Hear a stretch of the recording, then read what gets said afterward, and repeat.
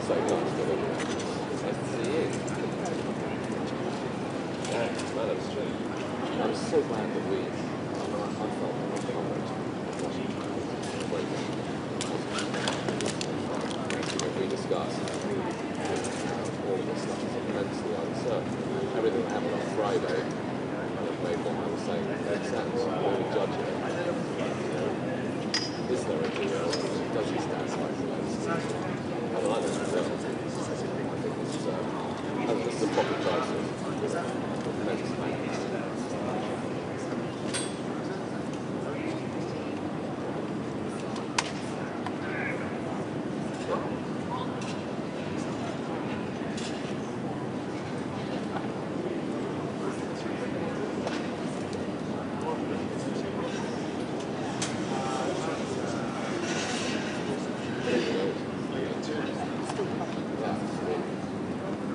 A lot of people who watched on Friday will say it's very unlikely. Who knows? Yeah.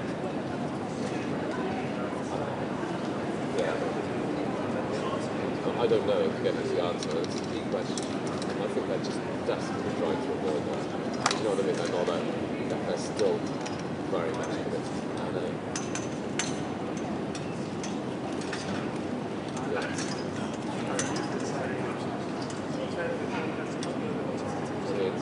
It's just a bit more hopeless. Swift. Are you watching it? Are you listening on Swift? Oh, does that have the actual... okay.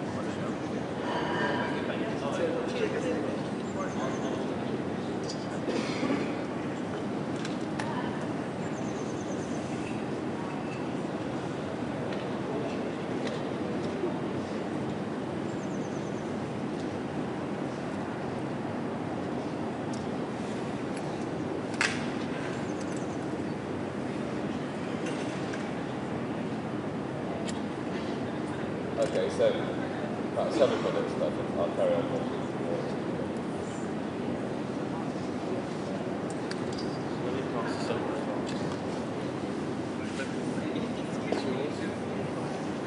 The microphone.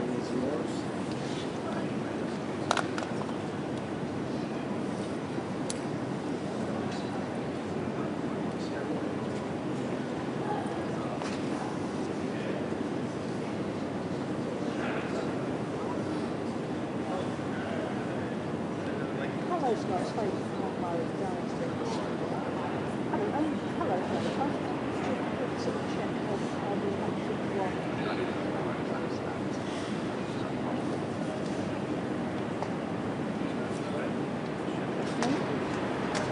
Yep. Yep. There's some trouble stages. Right, this one. Yes, it's not. Can you hear that? Right. Yes. Can you hear from channel 1? Channel 1. That's channel 1. Excellent. We'll talk on channel 2 now. Faith will talk on channel 2. So this is for the guest one. Channel 2, 1, 2, 3, 4. Okay, that's cool. I wonder if we could just leave something up on Cleveland, because I couldn't hear any of the presenters. So, there's no idea. I'll put that. Brilliant, lovely. Okay, I'll go away and just check for it. Brilliant. Okay. No, there isn't, I'm afraid. Okay, happy now. Cheers. Thanks. Bye. Okay. Will they take here? Do you want to grab one of those batteries? Here. Okay.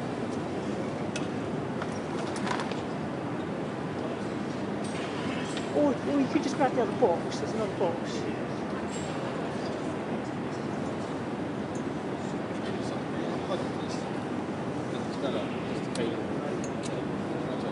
It is on. It's not going to be complex. So what does it do?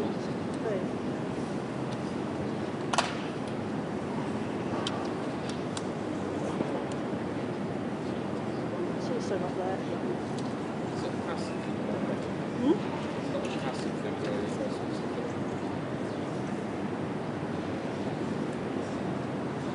Just check. Where's this going? Is that right? Okay.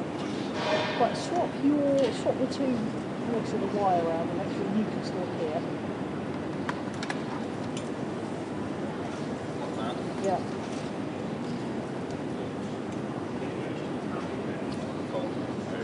Okay.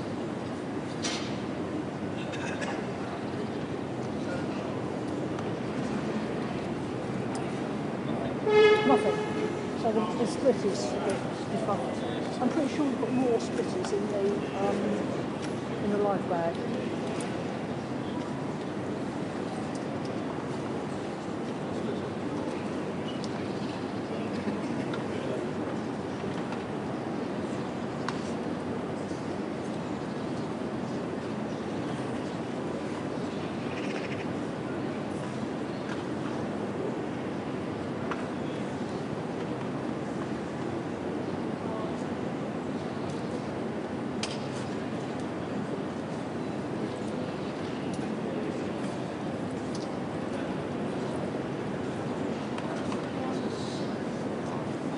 Sure.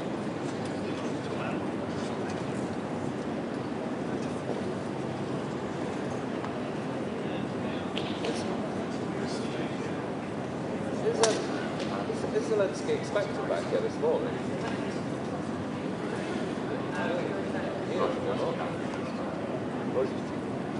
No, I've got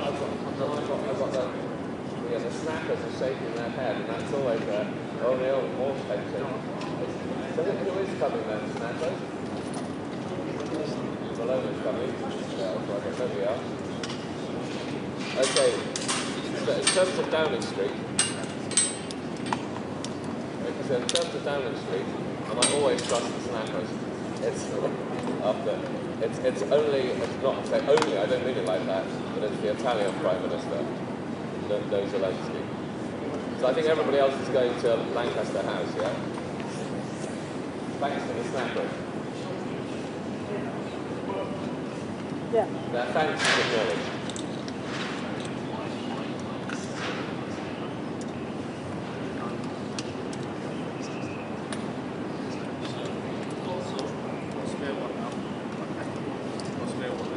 Why?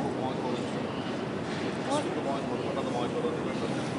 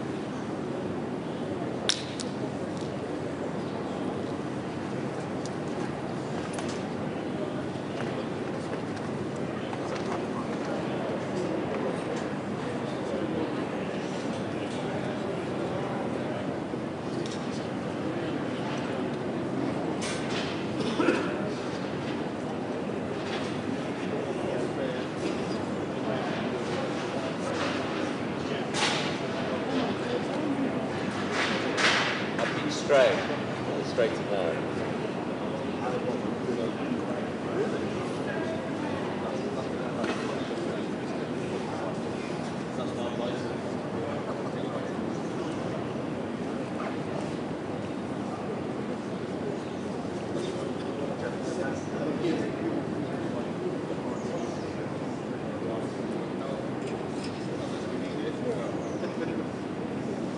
That's what I'm saying.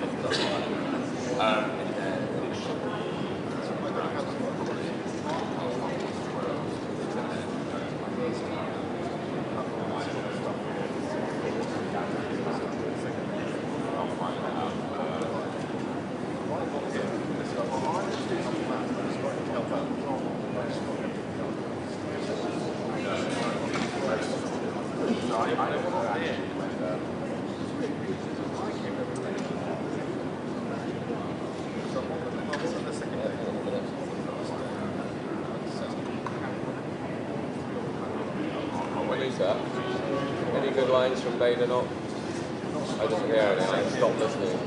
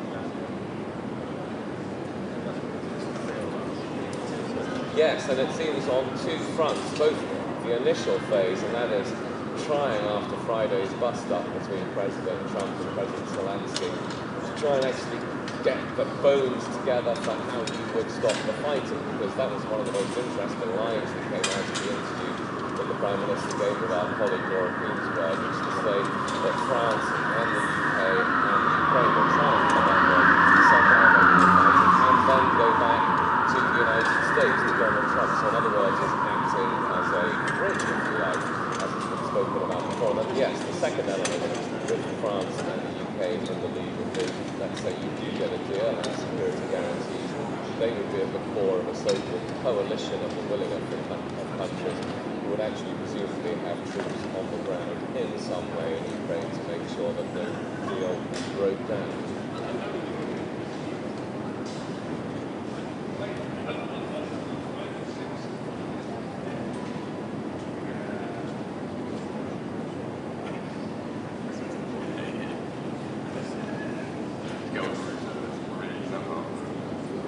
Well, in an ideal world, from the British host's perspective, you get a number of things. I mean, in the first instance, I think Sir Keir Starmer will be hoping that other European leaders agree with him that, tempting as it might be to push back at President Trump after what we saw on Friday, that's not a good idea. You just have to bite the tongue, bite the lip, and work towards calming tensions between Ukraine and the United States and the White House.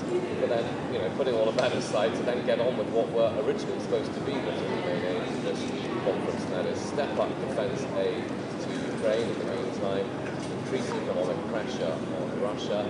Second, try and figure out what this kind of deal would look like. And three, and this is what we're driving at, particularly is, if there is going to be any kind of a deal, to try and get the other Europeans to say, yeah, we're willing to contribute money, troops, whatever, in order to make sure that any peace deal would be, as the phrase goes, lasting.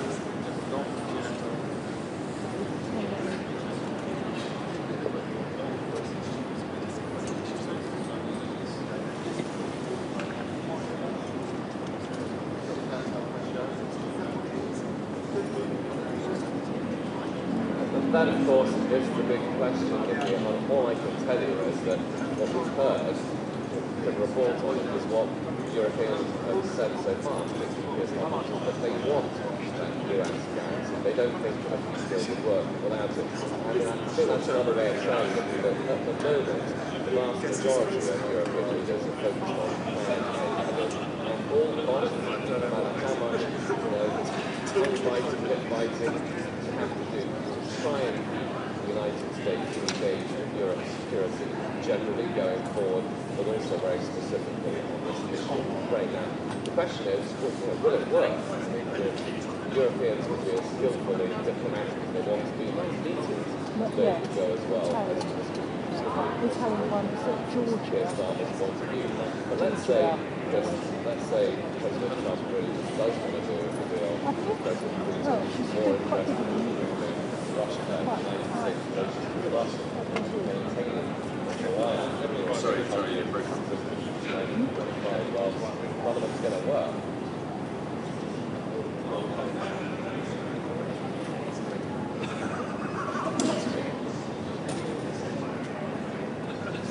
Great. Okay, thank you very much. So it's Keir Starmer on board. Lovely, thank you. Cheers, mate.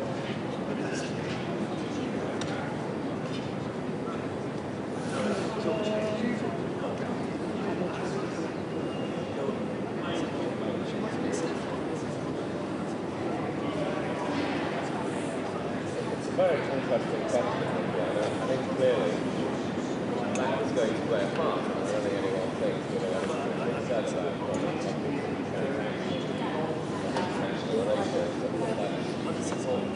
Something else that European officials and politicians have said, which may bolster the leverage that President Trump has to make the case about what we don't have.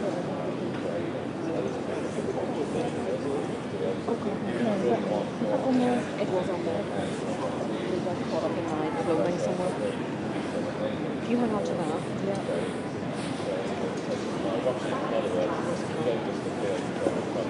I've got so many layers on.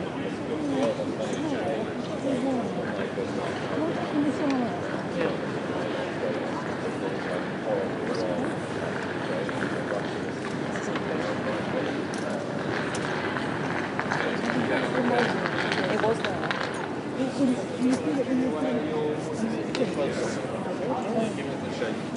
Yes, I mean, every time he was given an opportunity to somehow distance himself or express his horror of what had happened in the Oval Office on Friday, he goes back to his driving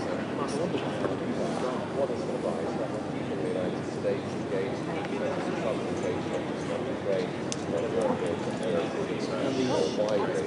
That's what's driving it. But this idea, if you kept coming back to the last, the led us to this question of what terms in the last weeks where we see that Ukraine survived its maintained sovereignty, or last week goes to Russia or war.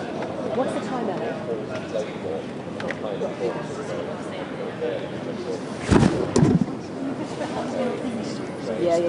Yeah.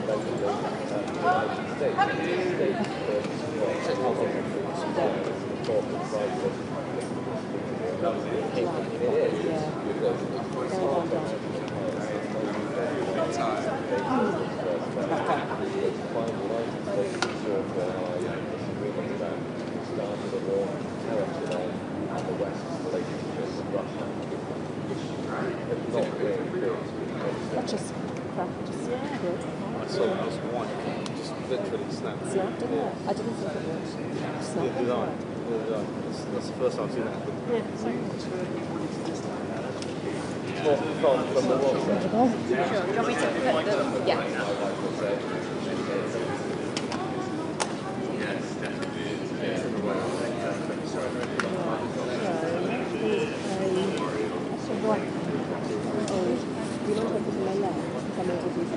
Yeah, you might have to do a twiddle, turn it on the end of its tube. Weird. I just feel like it's so weird to be Yeah, you'd be thinking about it the whole time and then...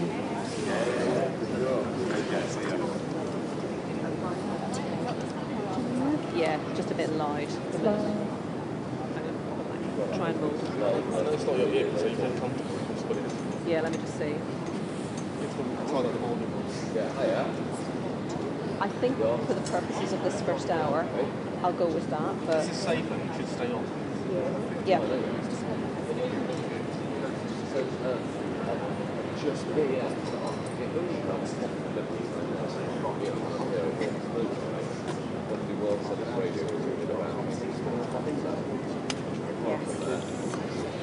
Brilliant. Thank you so much. Mo, would you do me a favour? Would you mind passing over my bag? No, he is. That's Bold yeah. man. He's probably Very much. figure out. Sorry. Hi On the there. radio or anything Hello. else. Lovely, thank you very much. There's the headline. What expanse of the headlines?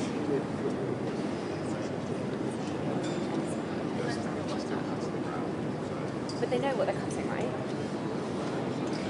Who's okay? Yeah. If I don't know what it is, I probably can't go to it. So, but I'll try and.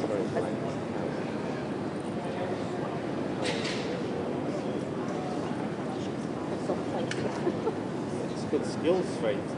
Really well done. I've never thought about that. Sorry, thank you. Oh yeah, just as long as it's tied. Okay. I'm not really precious about how it's tied. Oh, your left back. I'll go with this. Oh, sorry, I thought you said can I move it?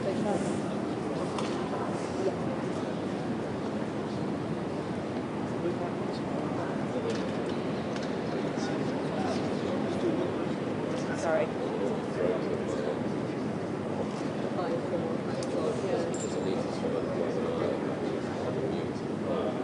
I can't hear anything. Should I be able to? Okay. I was hearing the program. Yes, thank you. Yeah. Yes. Keir Starmer finds himself in the centre of this conversation. I'll be louder. I'll be louder.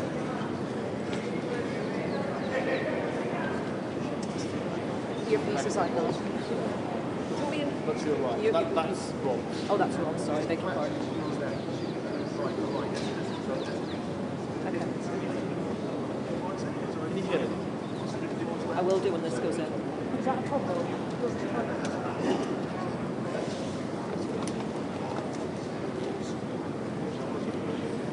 Hi, James. How much? I do have auto cue. My voice is bouncing back currently.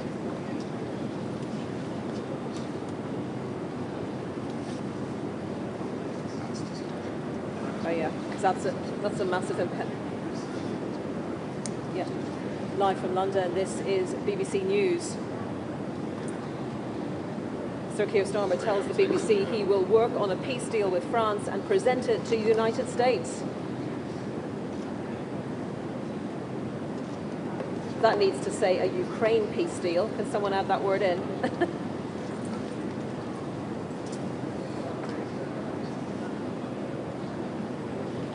Later, he'll host a summit with European leaders and Canada on how best to secure the future of Ukraine. President Zelensky will also meet King Charles later. And in other news, Israel stops all humanitarian aid from entering Gaza because of a disagreement about a US proposal to extend the first phase of the ceasefire. Hamas condemns the move as cheap blackmail. Could we add the word Ukraine into the first headline, please?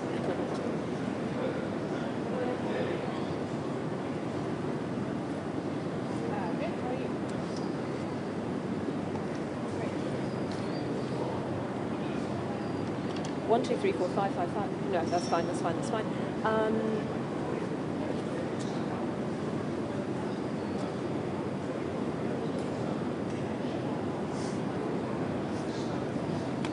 Okay. Okay, fine. I think I haven't got time to change it. I think it's going to be too. I'd rather focus and then just try and. Yeah. So, just so you know, I'll do a little bit of Yes. I'm going to ad-lib a top. I'll add, yeah. Cool.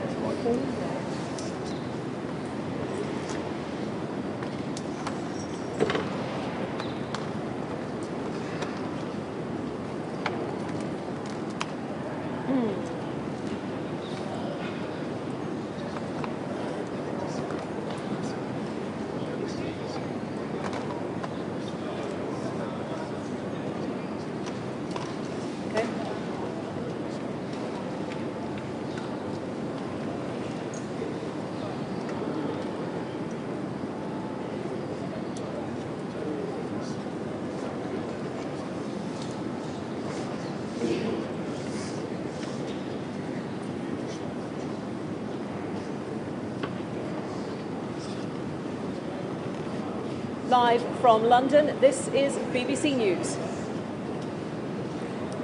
Sir Keir Starmer tells the BBC he will work on a peace deal with France and present it to the United States to try to end the war in Ukraine.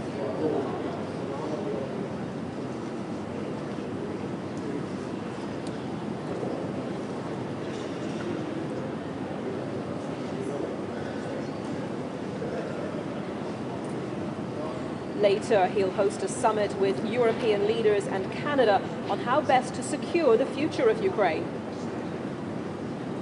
President Zelensky will also meet King Charles later.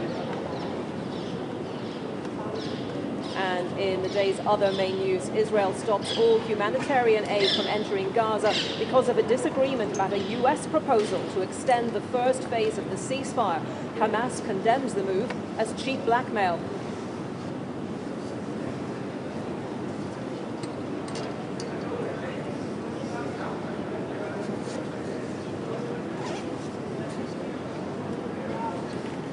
Hello and welcome to Downing Street. I'm Anita McVeigh, and here at BBC News we are going to be keeping you right up to date throughout the day on all the developments in this crucial Ukraine war summit, which is taking place just a stone's throw from here. In the words of the BBC's political editor, Chris Mason, the stakes for this summit are colossal. After that extraordinary meeting in the Oval Office involving President Trump and President Zelensky on Friday, two obvious and huge questions. One, will leaders gathered here today be focusing on trying to work out how they can patch up that relationship?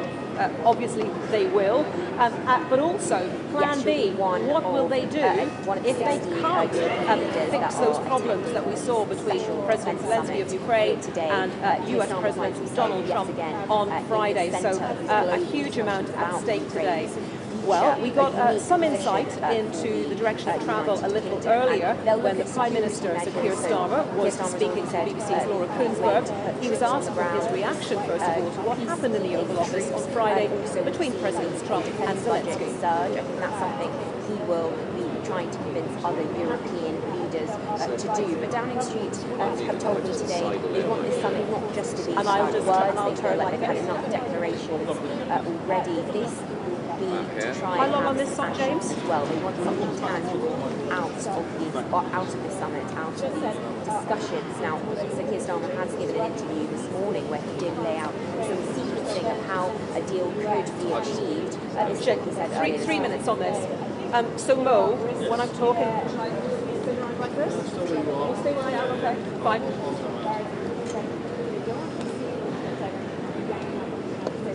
Ellie, would you get some, as we go along, would you get a few pics?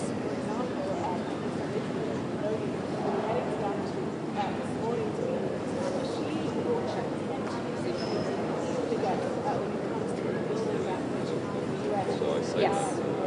You can give me an idea when you want me to, once I've finished, or when you think Rob and I have chatted for long enough, when to move on, yeah?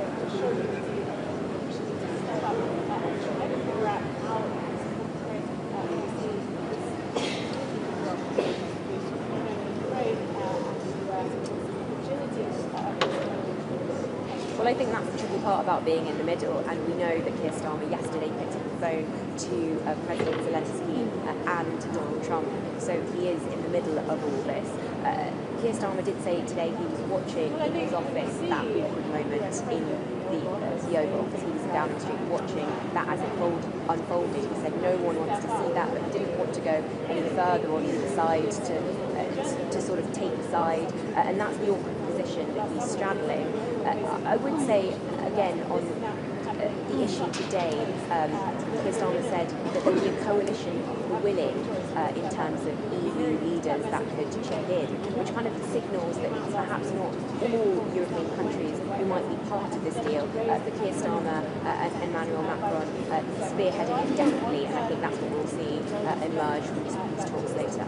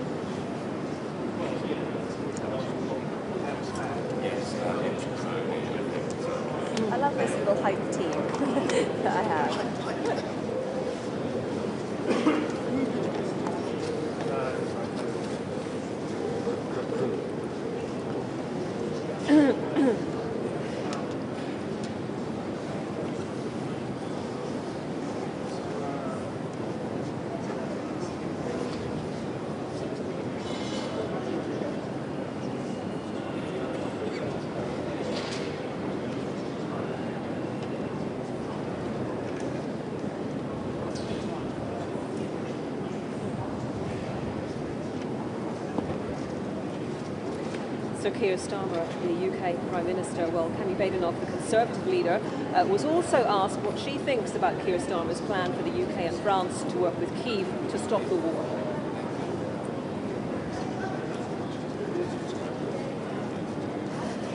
$120. Yeah, I'm just going to do a quick... Okay, I'm going to do a little run-through, first of all. Mo, I'm going to do a run-through of who's taking part today, first of all. I've got my list, because I won't remember them all. Oh, okay.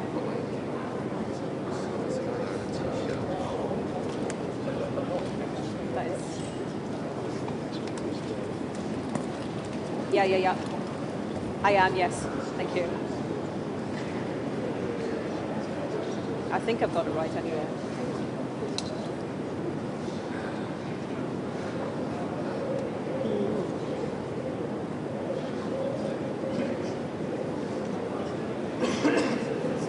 Would you be happy with the question of why Slovakia's here from Downing Street? I don't really know why. Okay, fine. I've got another guess later.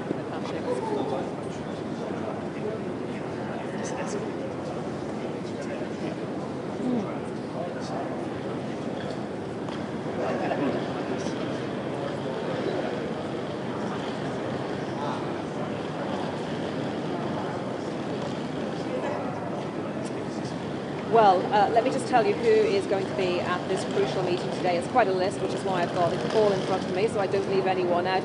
Just to say, first of all, that we are expecting the Italian Prime Minister, Giorgia Meloni, to arrive at Downing Street a little later before heading to that meeting, which is taking place at Lancaster House. So there will be the leaders of Ukraine, France, Germany, Denmark, Italy, the Netherlands, Norway, Poland, Spain, Canada, Finland, Sweden, Czechia and Romania. The Turkish Foreign Minister will be there, the NATO Secretary General Mark Rutte will be there, and the Presidents of the European Commission and the European Council will be there. So it is a huge gathering, hosted of course by the UK Prime Minister Sir Keir Starmer. Well, let's talk about what we've learned so far today and what everyone gathered there at Lancaster House will be hoping to get out of the day. Joining me now is the BBC's Rob Watson.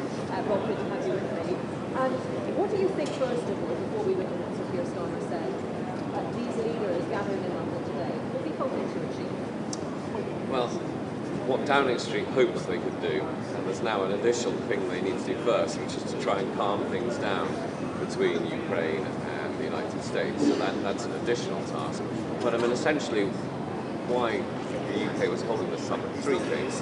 Number one, to try and make sure that Ukraine continues to get military support, increase the economic pressure on Russia, make sure that any deal that's done is a good one, and then thirdly and crucially, this is where Sir Keir Starmer is going to be doing some strong arming states and Europeans.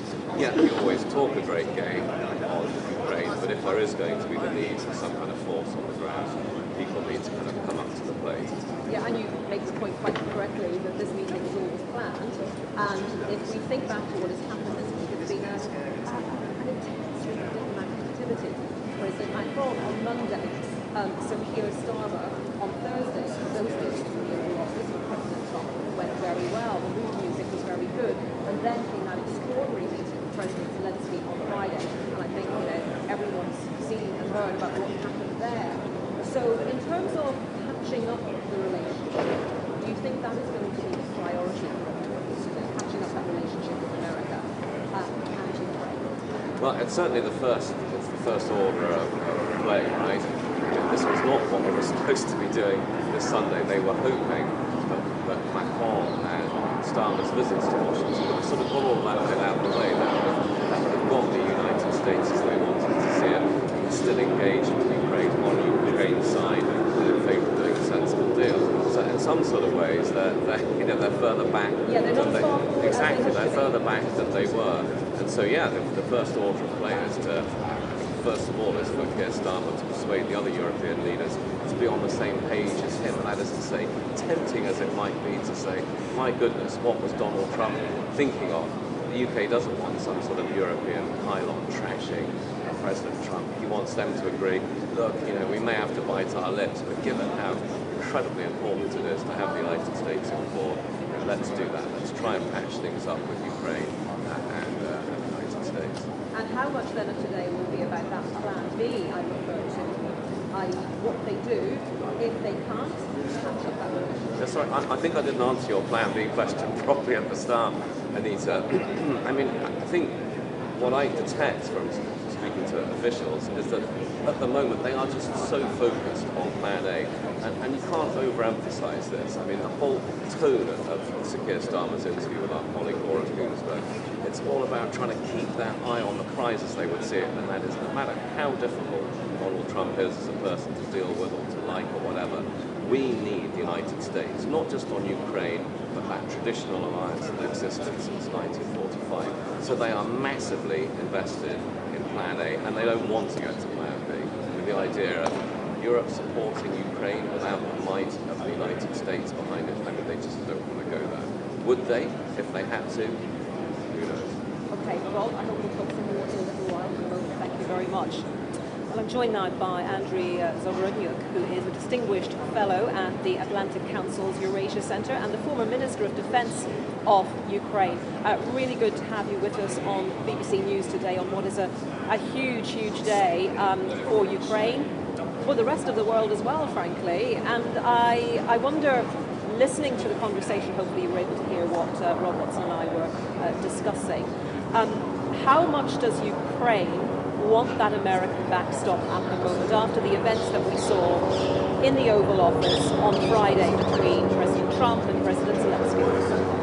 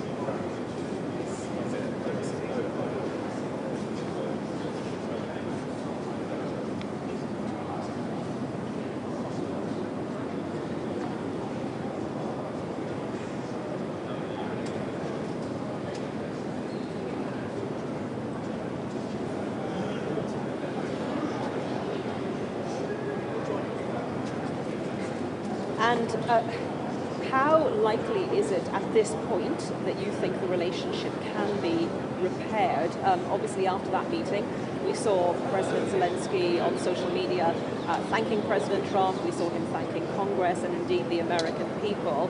And Donald Trump has said all along that he wants this minerals deal with Ukraine. So on that basis, do you think it can be repaired?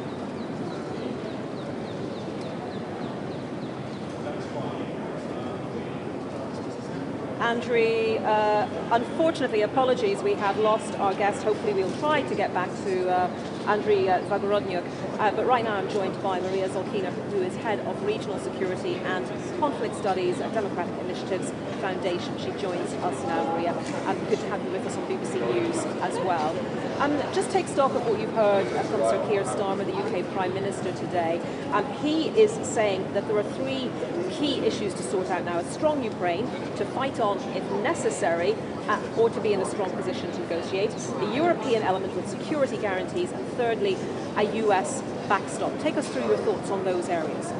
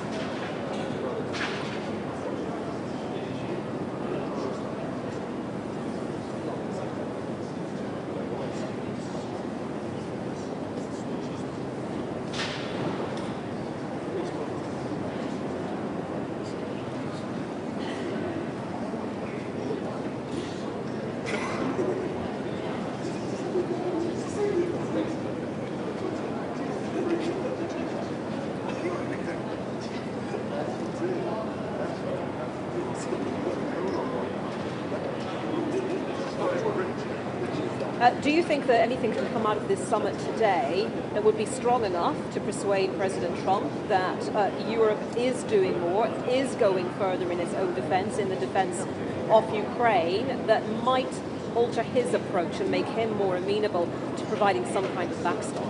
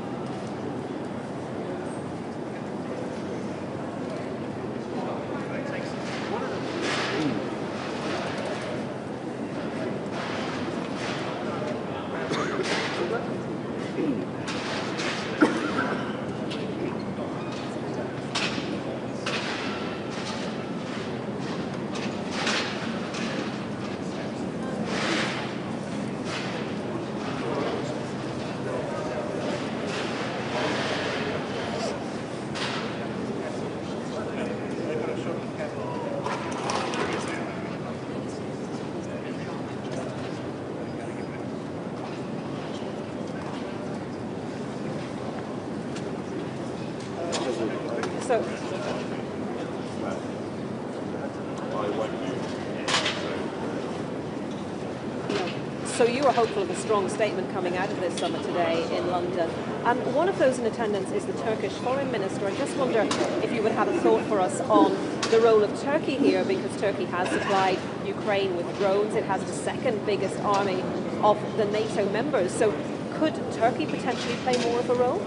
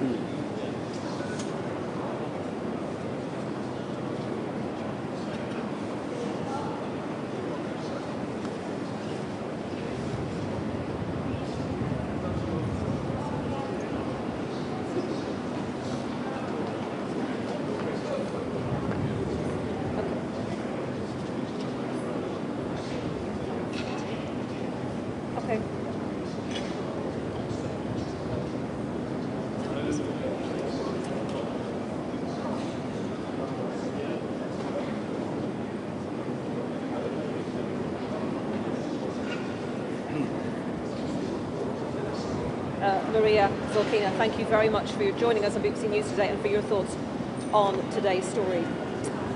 Well, I'm pleased to say we've got our comms re-established with Andriy Zhorobrodiuk, who is a distinguished fellow at the Atlantic Council's Eurasia Centre and the former Minister of Defence of Ukraine.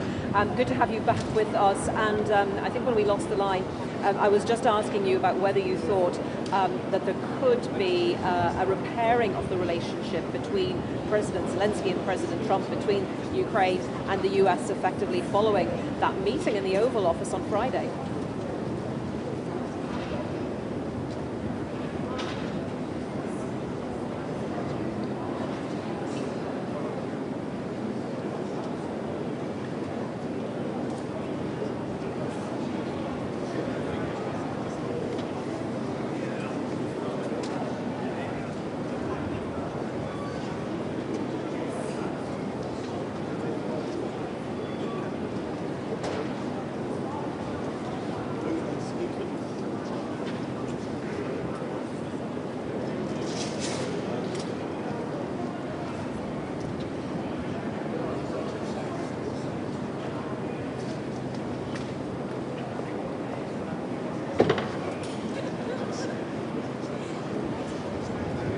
So Keir Starmer, UK Prime Minister, said earlier today that one of the elements that they would be looking at in this summit is a strong Ukraine to fight on if necessary.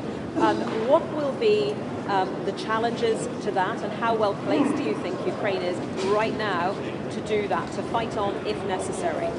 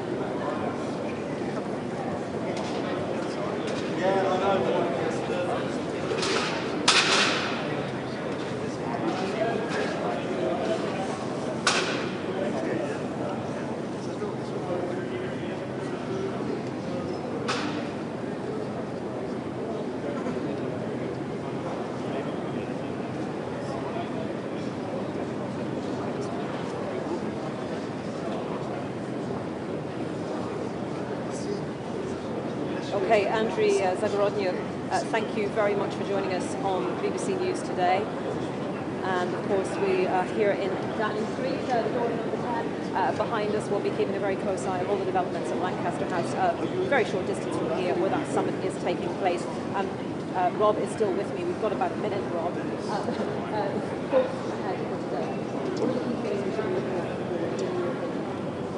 European unity and that approach to Donald Trump. The Europeans agree with Keir Starmer that we need to lower the temperature. Unity in the idea of continuing to back Ukraine all the way in terms of defence support. Insistence that any deal is not some kind of a surrender to Russia. And of course, signs that the Europeans have prepared not as the UK wanted to just talk a warm and a big game, but to commit in some way or another, at least in principle, to the idea of resourcing some kind of a peacekeeping force on the ground if a deal can be struck. So look out essentially for unity. And yet that's an interesting concept, isn't it, unity, when on the one hand you've got US, and then here in London today you have got multiple countries, multiple states, who probably all have, slight variations. They broadly, obviously, are together on supporting Ukraine, but some may be more minded to work with the US and others may be more independently minded, is coming together with a strong statement at the end of today in support of Ukraine. And let's see where that takes the discussion with the United States.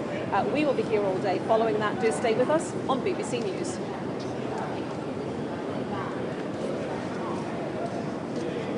Too short for me to...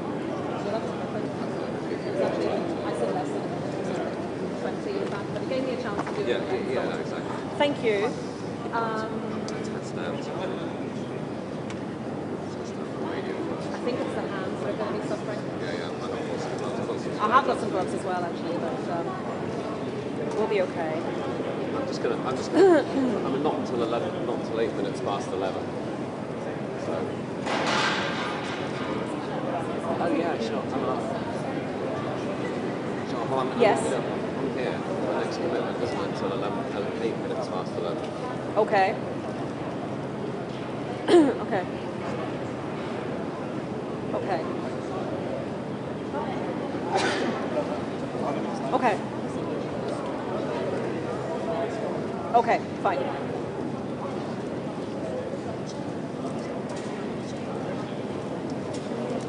Perfect.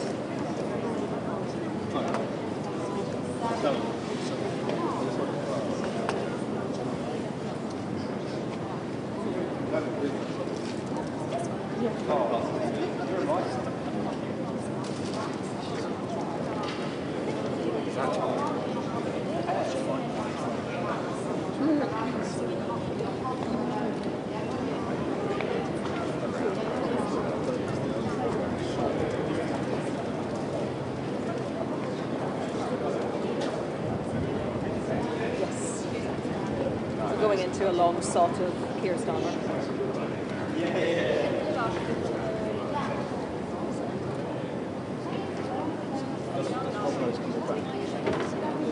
Sorry? Yeah, there's a 13-minute shot and then a 3-minute shot, so it's after that, yeah. But I don't know if he does know. Ellen. So it's a 13-minute shot of Starmer and then a 3-minute shot of Ellen. And then they will call back up the same.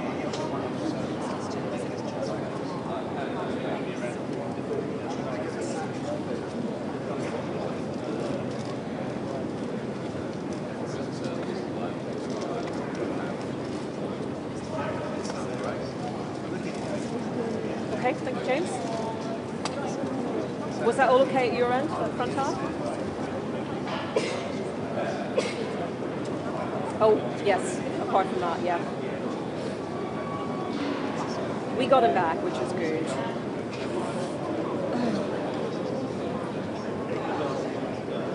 Will do.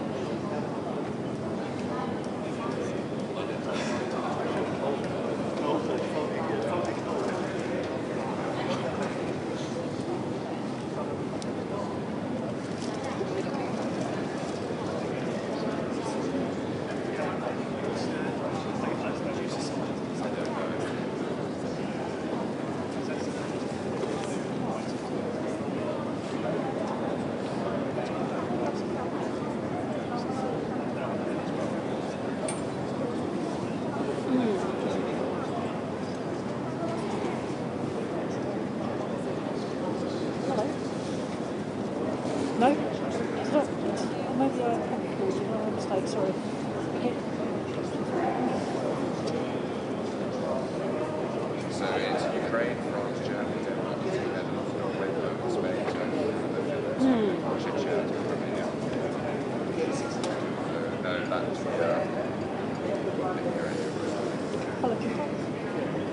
that's NATO secretary. Yeah, okay. Fine, how are you? This is BBC News. Welcome back to Downing Street here in London. The headlines for you. So Keir Starmer tells the BBC he will work on a peace deal with France and present it to the United States to try to end the war in Ukraine. We've got the keys. Yeah. Okay, cool. See you later.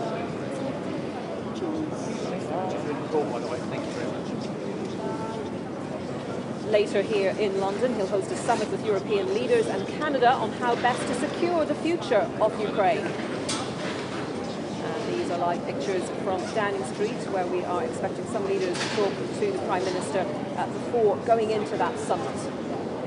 President Zelensky will also meet King Charles later today.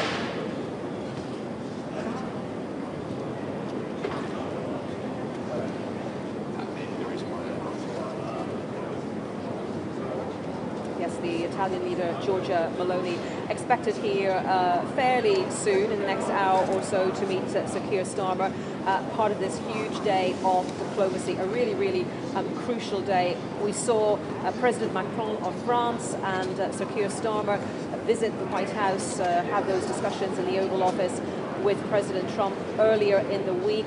Really warm encounters, I think most people would agree, very friendly.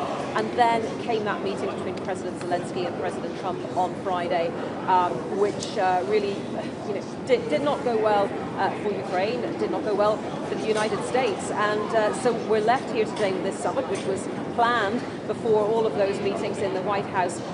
But on their agenda now, they have this issue of how to repair the relationship between President Zelensky and President Trump, between Ukraine and the US, before they get on to other substantive points. They were hoping, obviously, to make more progress on what they can do to come up with a deal to bring an end to the war in Ukraine, also to look at what we're calling the Plan B. What happens if they don't get the cooperation, the security guarantees, that security backstop from the US that certainly the UK Prime Minister believes is essential, and certainly President Zelensky believes is essential. Well, we heard a little bit more about Sir Keir Starmer's thinking earlier today when he was speaking to the BBC's Laura Kuenssberg, and he was asked, first of all, for his reaction to what happened in the Oval Office on Friday between Presidents Trump and Zelensky.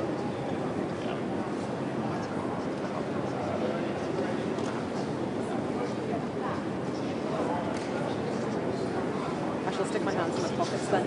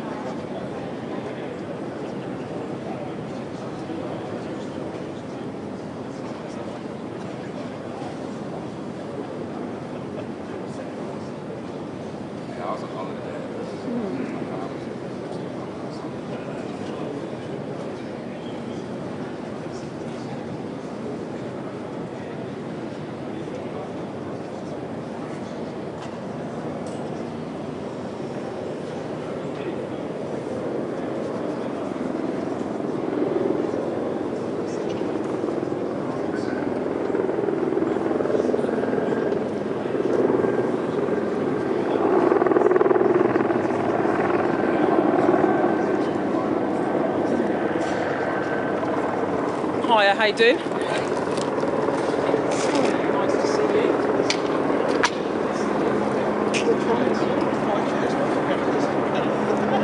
Well, no, but I'll be on the live camera. Where's the live camera? Becky, you're shouting at the moment. Yes, what I say. No, I was just checking his name. Yeah, you don't need to. That's fine.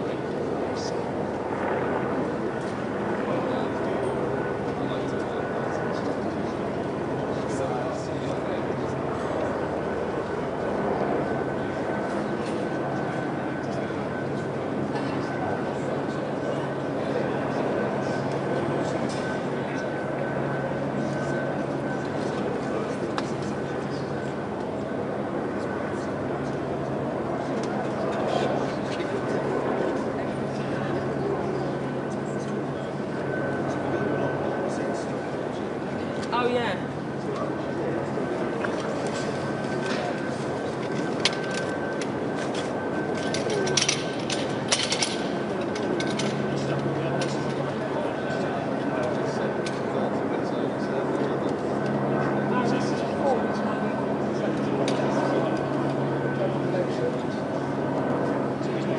This is Matt. He knows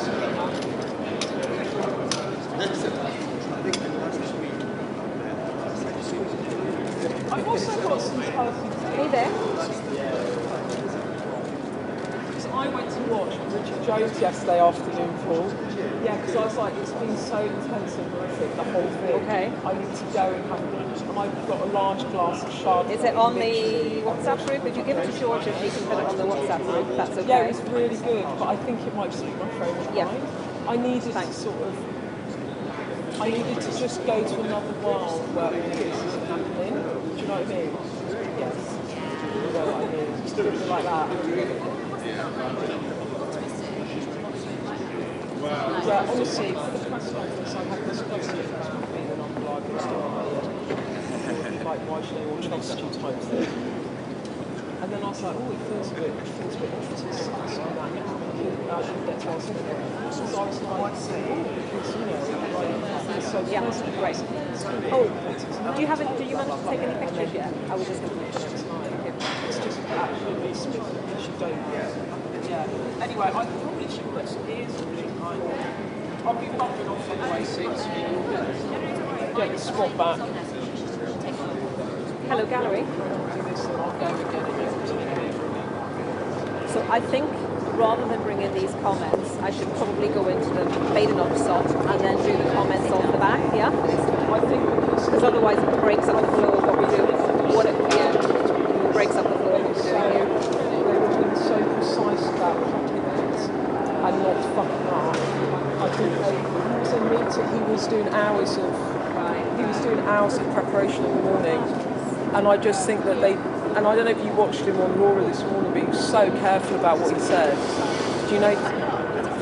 Well, he gave a lot of detail on the newsline he wanted to get out, which is we're now going to work together. What do you want?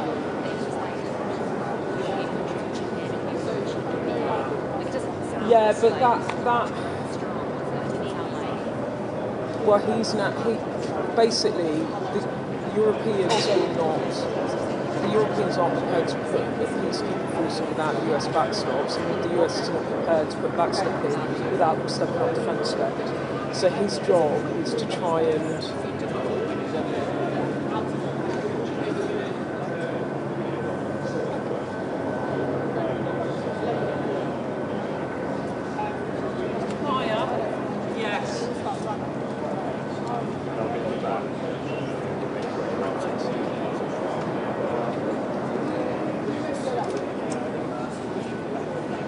I'm on a stick mic. Can you hear me? I wasn't behind it. Okay, do you want me on a... I need to be on a lapel mic. And also, is that camera pointing up, and does that give me a double check?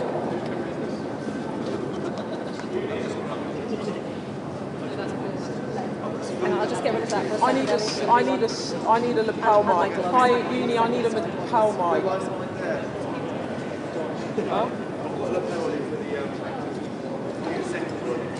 No, I just need... Okay. Alright. Hi, love, how you doing? Good, thank you. Is that pointing upwards? Or does it give me a double chin? Actually, it does give me a double chin. I don't want... You're asking the wrong person about... It's like a daisy.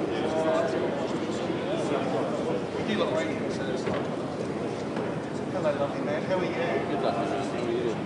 Thank you. Welcome back. Huh? That was chaos, wasn't it? Shut me out. Does that look weird? Are we happy with that? Quite a lot, isn't it? Did you notice I'm wearing very bright colours again? That wasn't me, I didn't touch it. That is a good teal, by the way. I know, well, I need to get Macron to pop over for a chat. Yeah, we've got Digi and BTS stuff to do, so... You've got so much stuff. Can you pop it? Huh?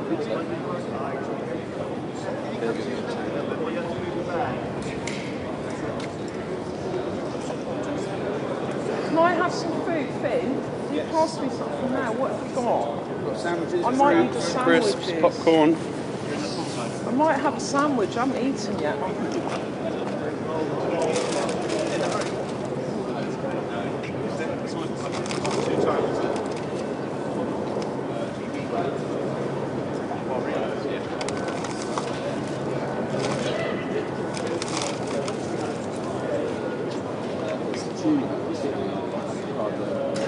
Which one do you want? I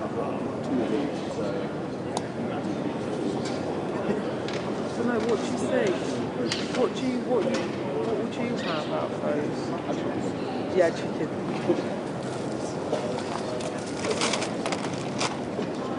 Can you pass me my... Oh no, I've got... Can you pass me my stool? Can you just bring me my stool? I'll put my stool there. Matt Barbette wants to know what Putin is sitting and thinking in the Kremlin.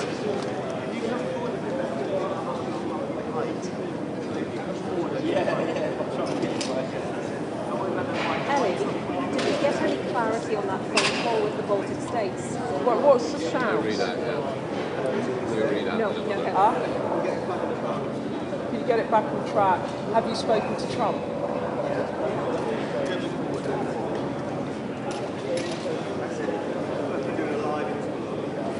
Don't know. I think they should just get me up live and get me chatting now, because they've got loads of talking heads on, and I actually... Why don't you just get them to get me to chat into it a bit more? Yeah, Ben, so you're live at the end of this hour, and then from the top, probably until below. Yeah, that's the... Are you producing? Are you the film producer today?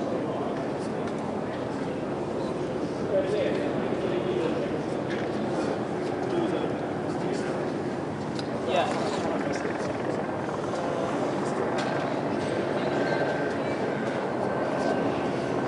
I think Trump a reliable ally is nice. Can you trust Trump? Can you trust Trump? Do you need to step up your security defence? I just do loads.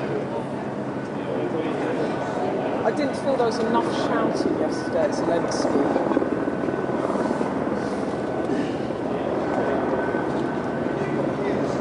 No, I've just turned them off. Let's talk about the grids. I'll take them out.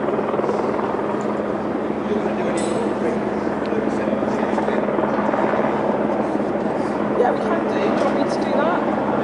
Yeah.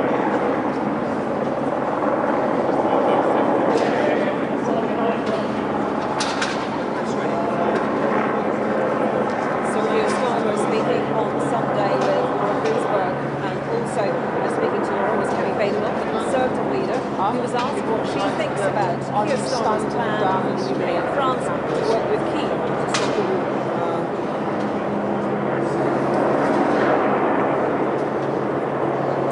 Okay. Great. I'll bring in that line from Tusk, Donald Tusk.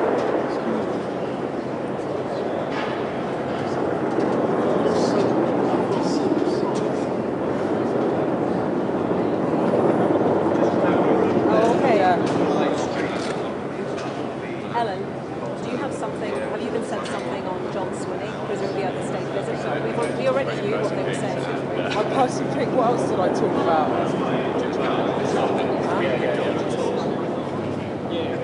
On what things? Feed to demand.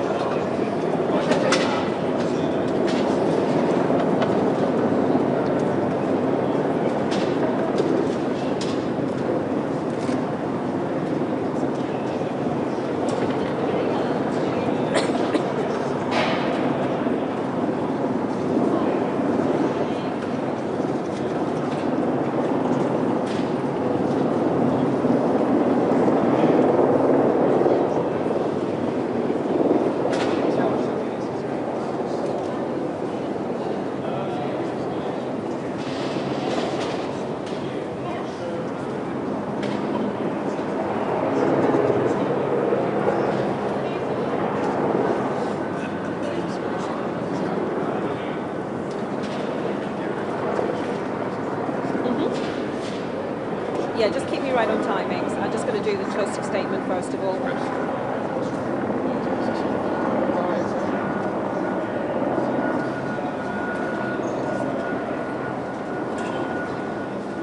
Do you want to do this thing with Finn? Why are you standing that far away from it? Like, come round. Like the 12-minute, like, no, we're fine. Yep.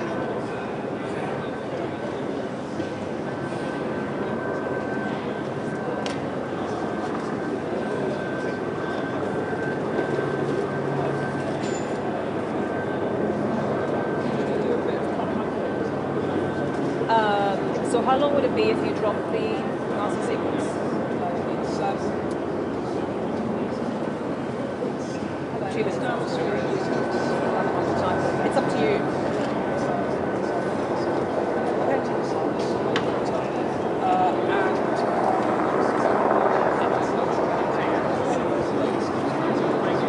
Okay, 15 seconds.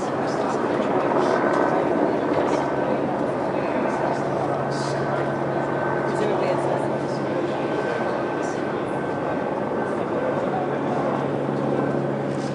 Okay, we made enough there. Let me just bring in a statement we had from Donald Tusk, the Polish Prime Minister, just before he set off to travel to London for this Ukraine summit. And he says he is urging European leaders to reinforce NATO's eastern flank. Here's the quote: "It will be a real test of the intentions and the capabilities of each European state to have more European troops present in Finland, the Baltic states and Poland on the border with Russia and Belarus." So Mr. Tusk also says he supports the proposal from the Italian Prime Minister, Giorgia Meloni, who's due here in Downing Street very soon, to convene a summit of European leaders and the United States. Well, let's discuss those latest comments with BBC's Rob Watson, joining me again here on Downing Street. And I mentioned what the whole concept of nations, different states, who will each have their own demands within that kind of overall aim of seeing what they can do to Yeah. Yes, absolutely. Different levels of Unless you want to. different capabilities. I But absolutely right. I don't. I haven't got for this summit pocket is holder. Keir Starmer and others Are to we say are we on a break, if Matt? there is going to be Yeah, a we're on a deal, break, love. and if it is We're on going a to break. be Europeans, a coalition that are willing to the ground in Ukraine, what is it that you are prepared to give? And I guess we may have a bit more of a sense of that by the end of October. Not, but it's something that needs to be made. But I think you've highlighted an interesting point earlier, Peter, which I think maybe I didn't pick up on properly enough, and that is that there are varying degrees of differing views in Europe about how to deal with Donald Trump and the United States' future place in the security of Europe.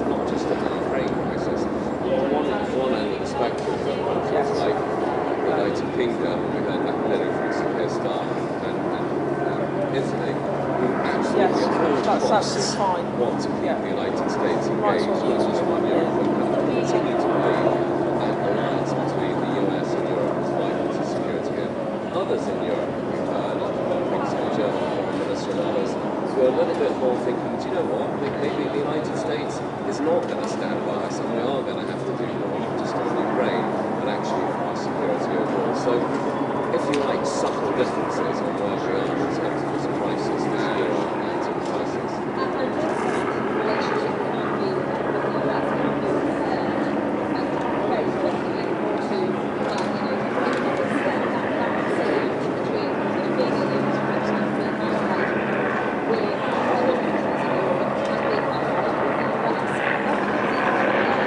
It does, and I think one has to emphasise that it's not just the UK, but the majority of European leaders, they just don't want to get to it. Their bottom line is, we want the United States to continue playing the role that it has done since 1945. And I mean, clearly there are countries which are on the spectrum of, my goodness, maybe that isn't going to work, maybe we need to do more in general, but the immediate crisis is what do you do about Ukraine, what do you do if there's a deal, who is actually going to stop Russian troops against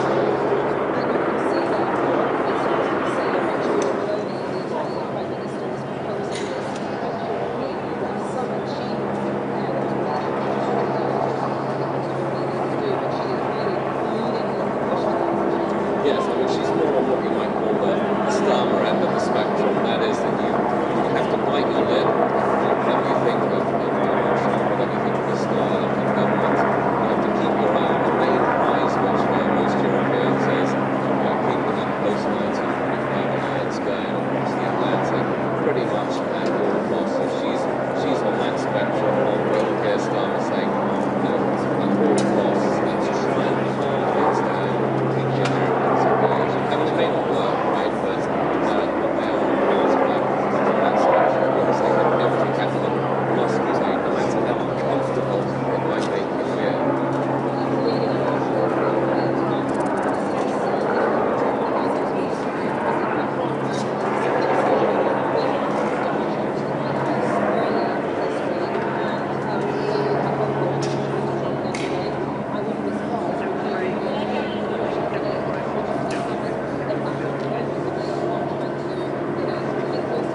Absolutely, I'm pretty sure that the transatlantic wires are going to be coming. I mean, Keir Starmer has made that clear, also with what he said Meloni has been confirmed, that they're all of the view that, again, it's about a bit of lip biting, that if you think your oil prizes are lasting during the race, you have to keep the Americans engaged, and it is absolutely clear that behind us in 10 Downing Street, the UK Prime Minister in particular is determined not to give up hope that the Americans will play the key player in this. And just finally,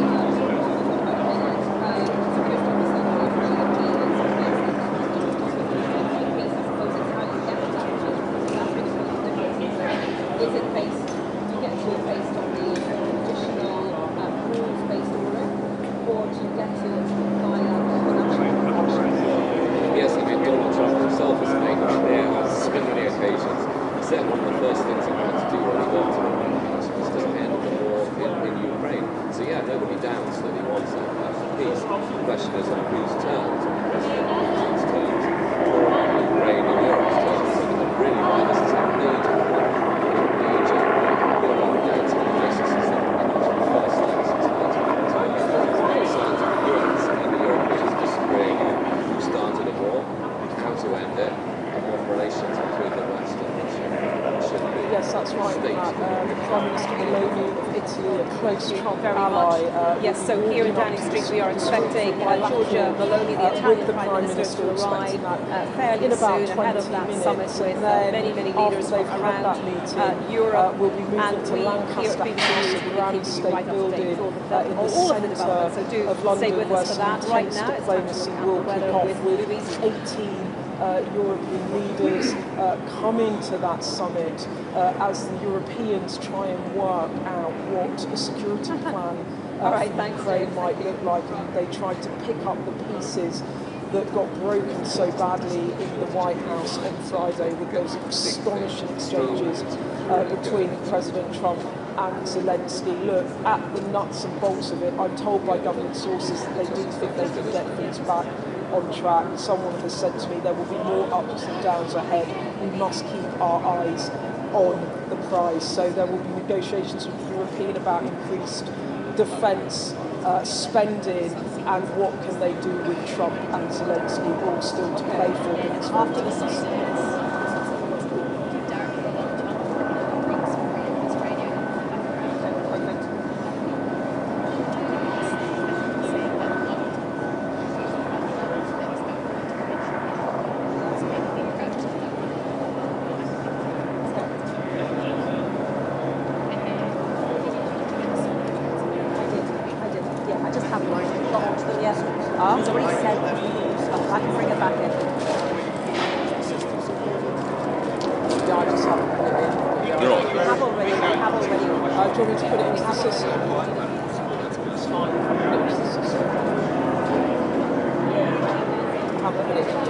I had another one earlier that I also didn't put into the system.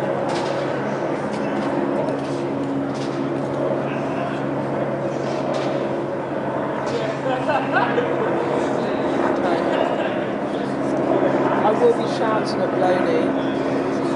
Sorry, I'm going to put it into the system now. Sorry about that. I sometimes forget to do that.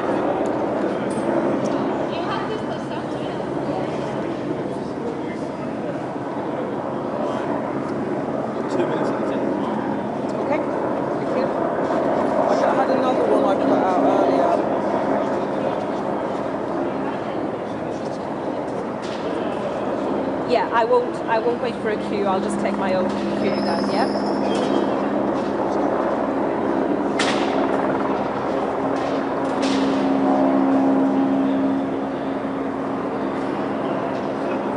That implies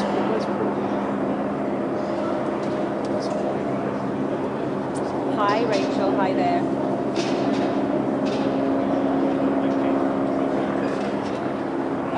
Guys, I do? Am I going to be in vision?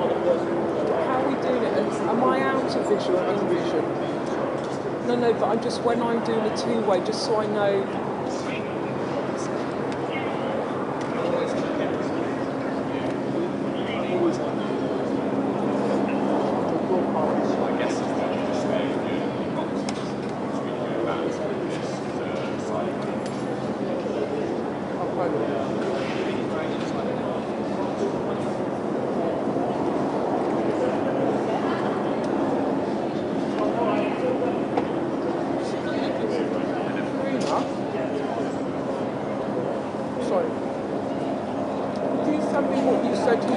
About defence spending and stuff, about the Europeans.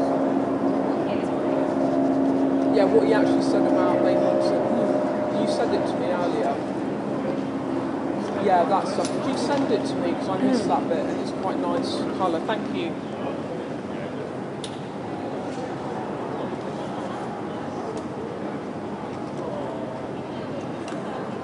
Live from London, this is BBC News. So Keir Starmer tells the BBC he will work on a peace deal with France and present it to the US to try to end the war in Ukraine.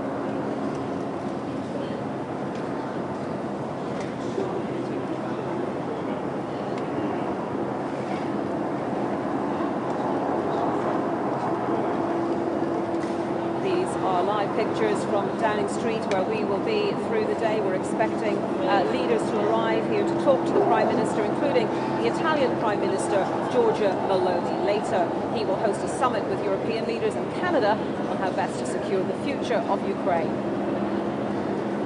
President Zelensky will also meet with King Charles later. The other main story today, Israel stops all humanitarian aid from entering Gaza because of a disagreement about a US proposal to extend the first phase of the ceasefire. Hamas condemns the move as cheap blackmail.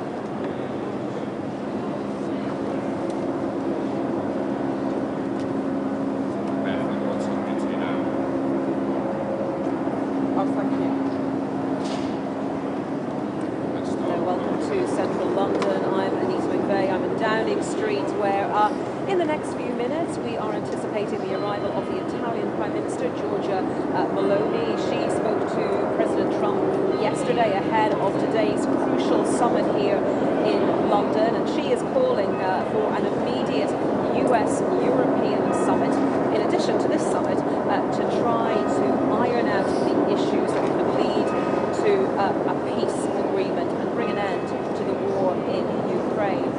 Well, Ukrainian President Volodymyr Zelensky is in the UK. You may have seen him yesterday being greeted by Sir Keir Starmer here in Downing Street, and he will be attending that European Leaders Summit, which is taking place later on in Lancaster House, not very far away from here at all.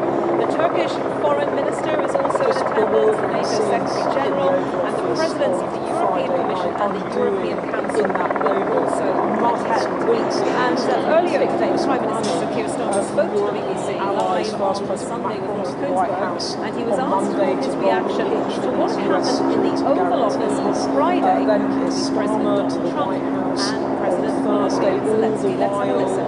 Ukraine in negotiations with the US to sign this minerals deal, which President Trump wanted, and Zelensky said he was prepared to offer, and President Trump saying that this would really grease the wheels, if you like, in terms of the relationship between the US and Ukraine, and also kind of putting the US front and centre of these peace negotiations, and then it all just blew up before our very eyes on Friday, with Zelensky ejected from the White House after being berated in the Oval Office by the President and his Vice President J.D. Vance, and it has left European allies reeling over the past 48 hours. There has been frantic diplomacy led by our Prime Minister Sir Keir Starmer. He had a call with Zelensky and President Trump after the White House blow-up. Zelensky here yesterday, another call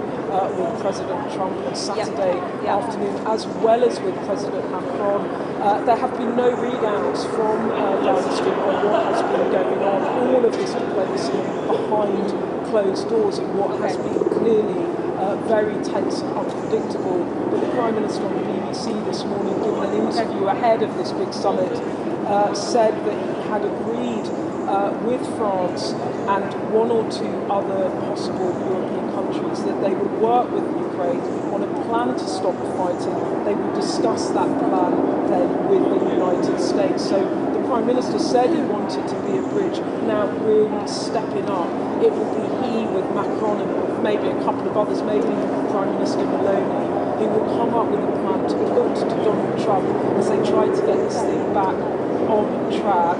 But speaking to government sources this morning, one person says they do think they can get things back on track. They told me there will be more ups and downs ahead, but we must keep our eyes on the prize. Another government source tells me that they were working yesterday to get President Zelensky back to the table and do that deal, that minerals deal. We think it's the right thing to do.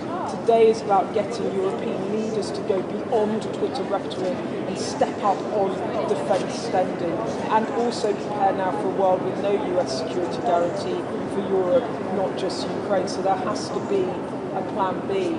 And look, at the heart of this, the Prime Minister will be demanding for more European security defence spending. There was a reason that he brought forward and scrambled together that commitment to lift defence spending ahead of the meeting with President Trump in the White House. President Trump has consistently said NATO allies need to up their defence spending.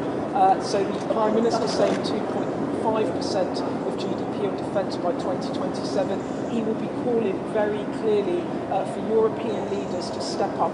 Quite simply, at the heart of this deal, there will be no US security guarantees without increased defence spending commitments from the EU, and there will be no EU peacekeeping force, or European rather peacekeeping force in Ukraine without a US security guarantee. So this is really chicken and egg, and it is falling on the Prime Minister alongside President Macron to try and patch this thing up, get the show back on the road. So it really is a critical meeting today of European allies. Okay, I'll just bring in a couple of lines before I... Okay, I'll just bring in a couple of lines before I do that.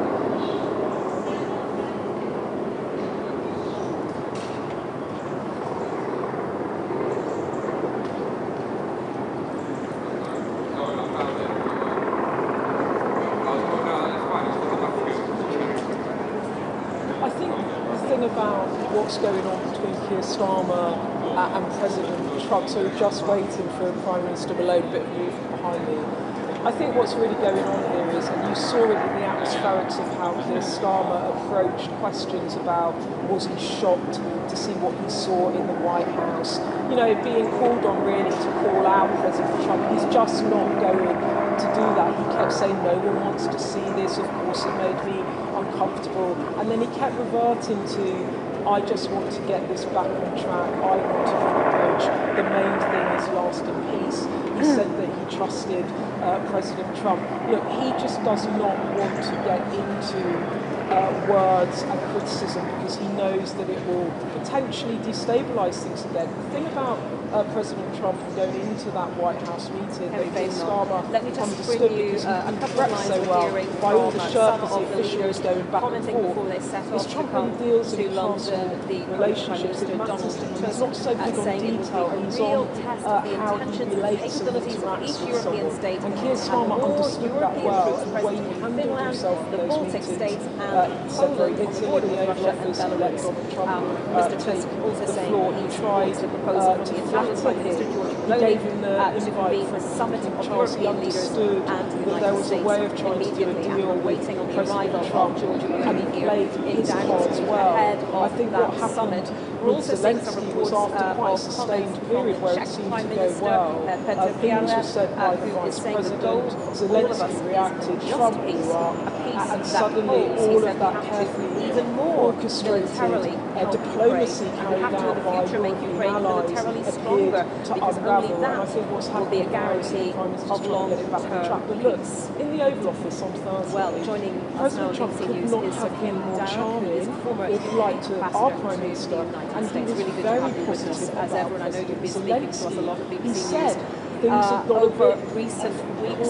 I want to take you back to Friday, first of all. It's been a really busy week diplomatically. But that meeting in the Oval Office on Friday between Donald Trump and Volodymyr Zelensky and you saying it. So he was, in his mind, in his presentation, at least when we were there, it felt like this was carefully orchestrated to get to the point today where European allies would have come forward and said that they would spend more on defence, but in the moment, in the emotion, it just blew up in a way that I am sure President Zelensky did not want to happen. And the thing about, people talking about whether it was orchestrated or not, in a way, if President Trump comes back to the table, then they can get it back on track. That's what number 10 at least says in Britain. When you talk to people around Keir Starmer about how do they handle President Trump, they will you think it was planned? Do you think it was planned? It was intentional? Many people out there have been really upset by the way Zelensky was treated. He's a wartime leader. You saw them compare and contrast how the Prime Minister dealt with Zelensky when he came to the street and embraced the Prime Minister, walked down the street. He had him into number 10, and it was a show of strength, if you like.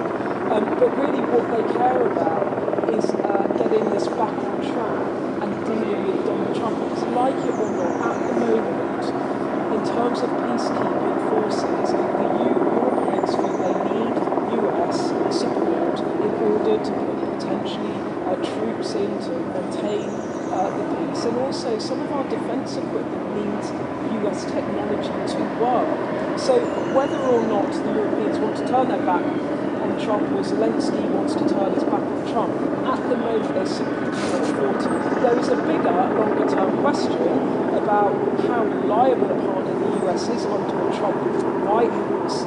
Keir Starmer saying he didn't want to get caught up in the outrage. He wants to get on with coming up with a plan. But when this summit and where they are set up, they were hoping that the meeting between Keir Starmer and the French President, Emmanuel Macron, also in Washington this week, would really lay the groundwork for what they were doing here in London today. However, they now, in addition to what they had hoped to achieve, have got to also work out how to repair that US-UK relationship to a certain extent as well. I'm just looking to see if it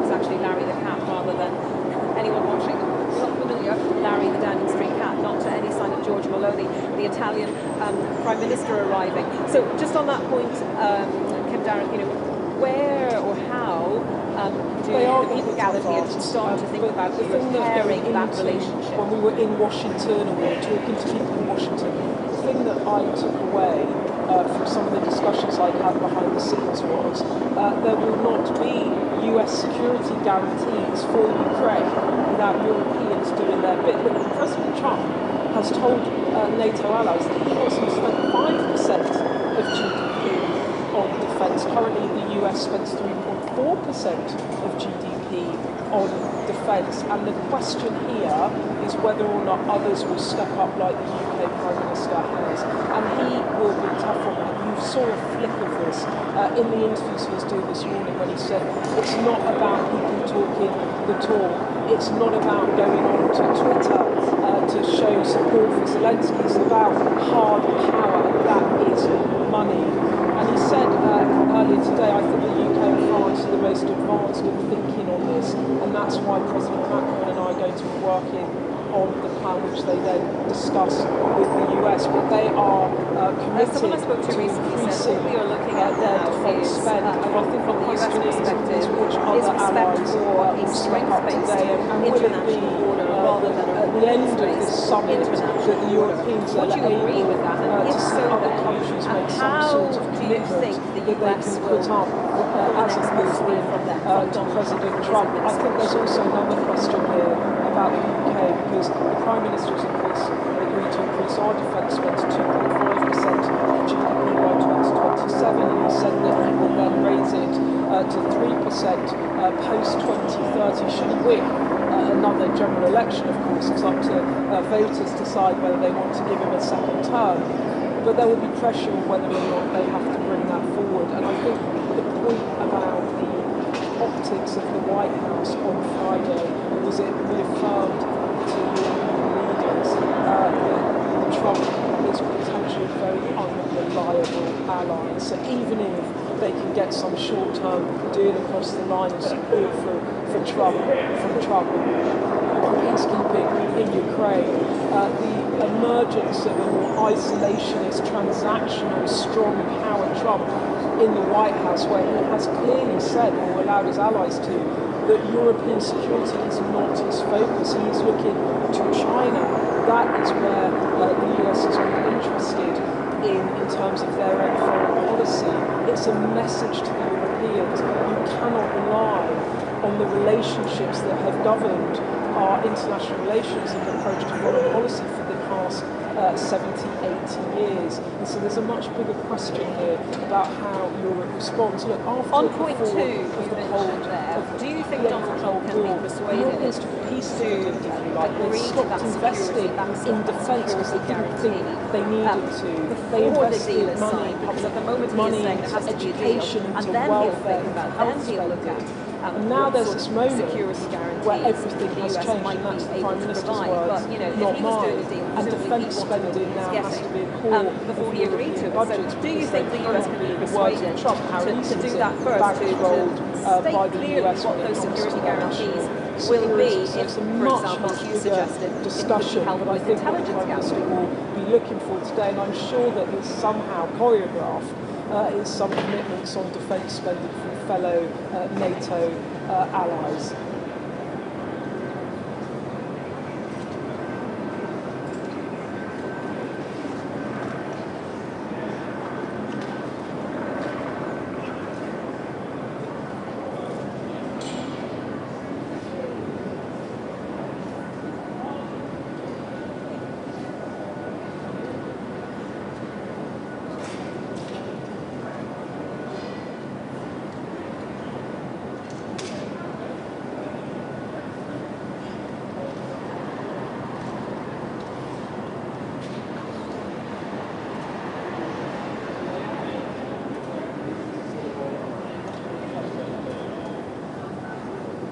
I think the element of this that we haven't spoken about much at the moment is about how confident is Trump that Putin In terms will of actually come to the sequencing, table. if, What really as struck me at Poland's the Prime press Minister conference Donald with the Prime Tusk Minister on was Thursday suggesting in the East Room of he the White hoped to House get out of this was when meeting Trump today, said and this that deal would will be happen a very promise quickly of or more not at European all. troops And as the Europeans on the and borders the US with Russia talk and amongst Belarus themselves in areas about like the security Baltic States guarantees for and so Ukraine or forth. Key You Steel know, if that was or to be what put they into can or place, can't do you think it would be provide, more likely what that Trump Donald is Trump would trying to say, do is you get know, Putin to yes, we can the move table. on these security And what I think guarantees? is sort of not said much but might be going on behind the scenes is that Trump needs Putin to come to the table.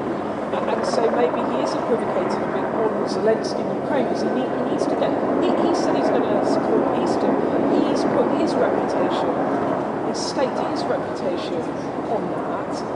And what if President Putin doesn't come to the table? And I think that, in a way, some of the behaviour of Trump in the White House on Friday might be a reflection of a sense that maybe President Putin isn't locked into this. And as you said, how can other allies behind the scene try and influence Putin or discuss it with him? Because what Trump was making a point about last week in his negotiations was no one had spoken to President Putin, and actually it was he that called President Putin.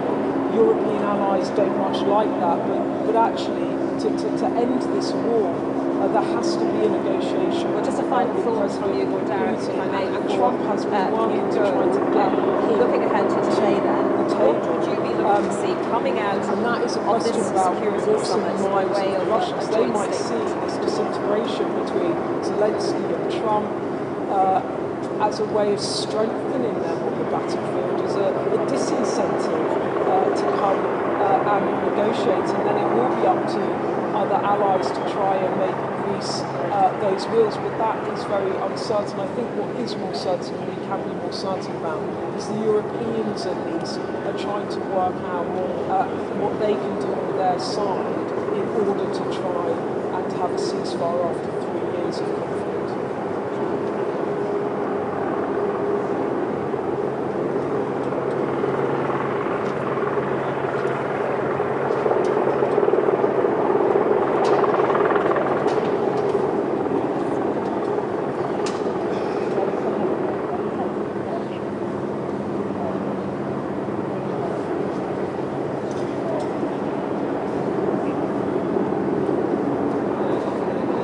Well, you speak from a lot of experience, and we will wait and see how the day unfolds. Thank you very much, Lord Kildarroch, for your time today.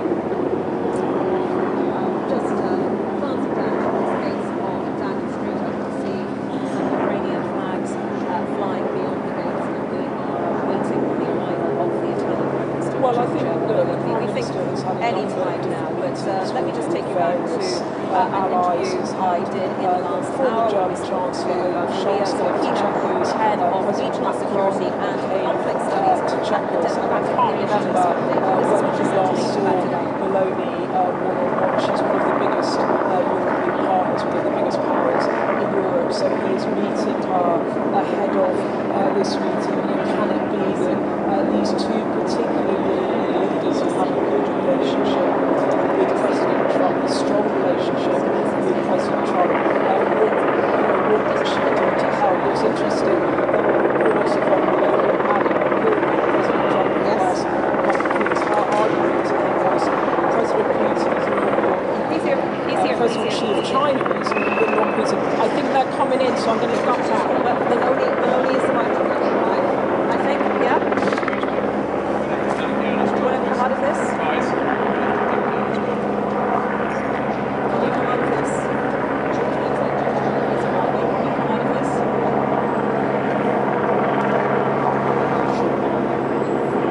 you? We need to contemplate this. Okay, guys, can you please? Thank you.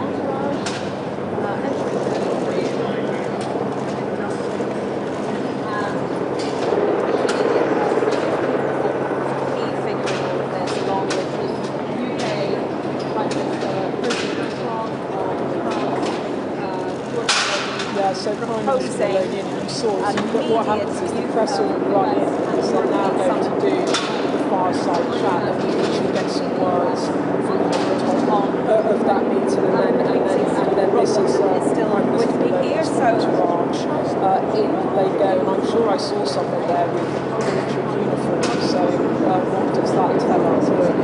This is a big summit for the Prime Minister. If you just step back from this is a Prime Minister leading a country that left the European Union in Brexit, and now he finds himself at the heart of these negotiations, the deal making, like, between European countries, But I think it is in because which the UK for a few years was sidelined from the talks, but this unique position that the UK has as the bridge between the US and the UK, particularly with a Trump White House, was effective under President Biden, who would often go to Germany and France over the UK, but this is a White House that doesn't much like the European Union. It's threatening tariffs in the European Union. It doesn't particularly favour the NATO alliance, the security alliance of European countries and Canada as well. And the Prime Minister finds himself in this position where he really is becoming,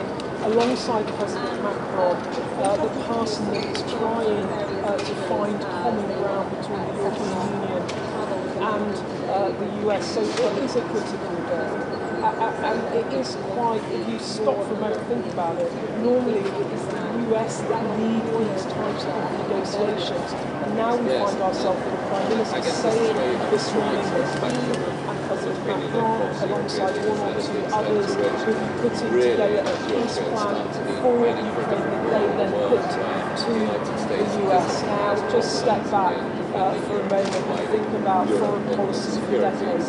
That is not how business has been done between allies over many years of successive White Houses, and that really reflects the gear change that we now have with President Trump in the White House as the Europeans step up and try to take the lead and try to persuade Donald Trump to come in behind them rather than lead them when it comes to foreign policy and defence. Yes, absolutely. I mean, in the first instance, it's how to keep the US engaged, and then you have all of us wondering, well, what do they do if they can't? Perhaps if Donald Trump wants to do a deal with Putin, it's not acceptable to damage to others. Okay. We will be looking for lots of signals throughout the day as we hear more from that summit, and we will keep you right up to date here on BBC News, so do stay with us through the day from Downing Street. Do see us. Yeah, but the difference here is when it's Italy first or America first is that this is a Russian aggressor on the borders of Europe. And what no European leader wants is for this war to spill out beyond where it already is. And there is a difference there because, as Zelensky himself said to President Trump on Friday in the White House, there is a sea between the US and Europe. And when it comes to European leaders, there is but a border, and there is Russian aggression, Russia invading a sovereign nation, nervousness from other European partners, and Meloni and other European leaders, they now have to work out how they deal with not just the Ukraine problem, but a problem for the whole of the European continent. And so Meloni will have to decide the extent to which she will step up. What we already have, what we know, is that certainly France and the UK are prepared to put troops on the ground in any peace deal to police the border between Ukraine and Russia. And I think the questions today will be to what extent can European countries commit to increase defence spend, but also what might that army of European troops look like, because they can't be European Union and they certainly can't be NATO troops. That would provoke Putin more. But European countries individually, now is the moment where they do need to step up, and that's what the Prime Minister will be pressing them on today.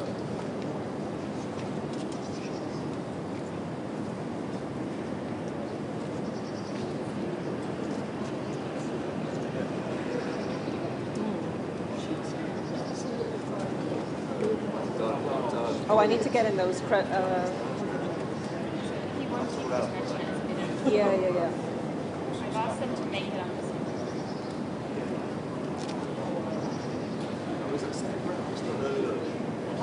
Just breakfast. I haven't done it.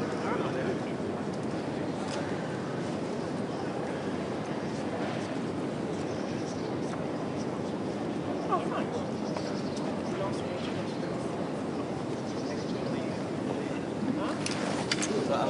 Yeah, I'm just going to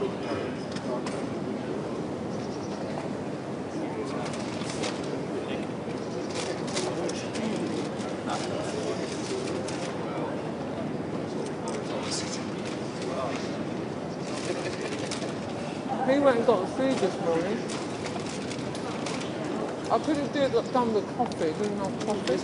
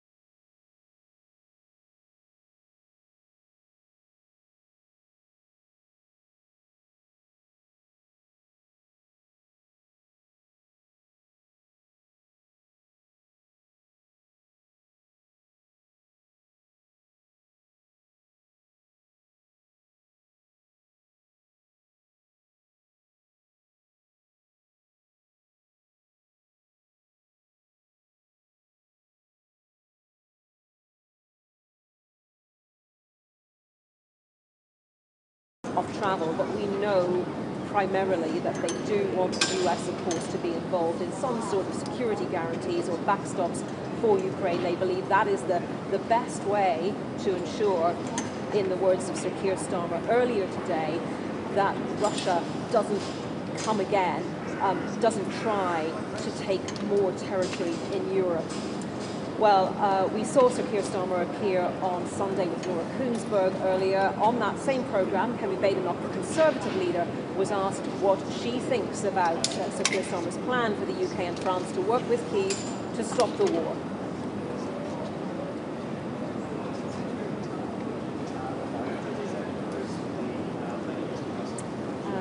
Rob is here, yes.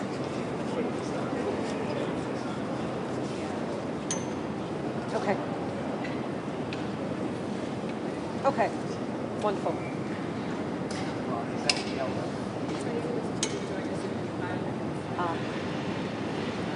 Okay. Yeah. I'm also keen just to, if someone can pull me up the latest comments from Carl Bills. Just, okay. Oh no, that's okay. That wasn't for you.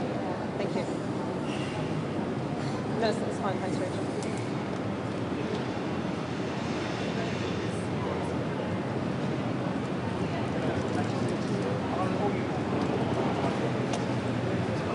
Oh, 30 seconds. That's okay.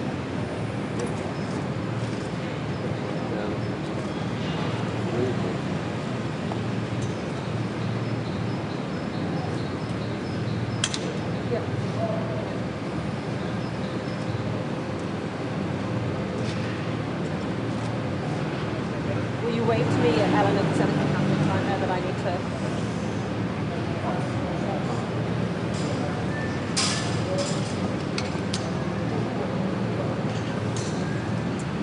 Kemi Badenoch will join me again is BBC's Rob Watson, who's been with me here at Downing Street over the last couple of hours. Rob, I'm just looking at some comments from the Russian perspective. Some of these are also the Lavrov comments, some from the Kremlin spokesman, Peskov. And one thing that sort of stands out is where they talk about how the US administration's foreign policy figures coincide with the Russian vision, quote, to a large extent. And of course, that is a question that all the leaders of some of the London will have to tackle today.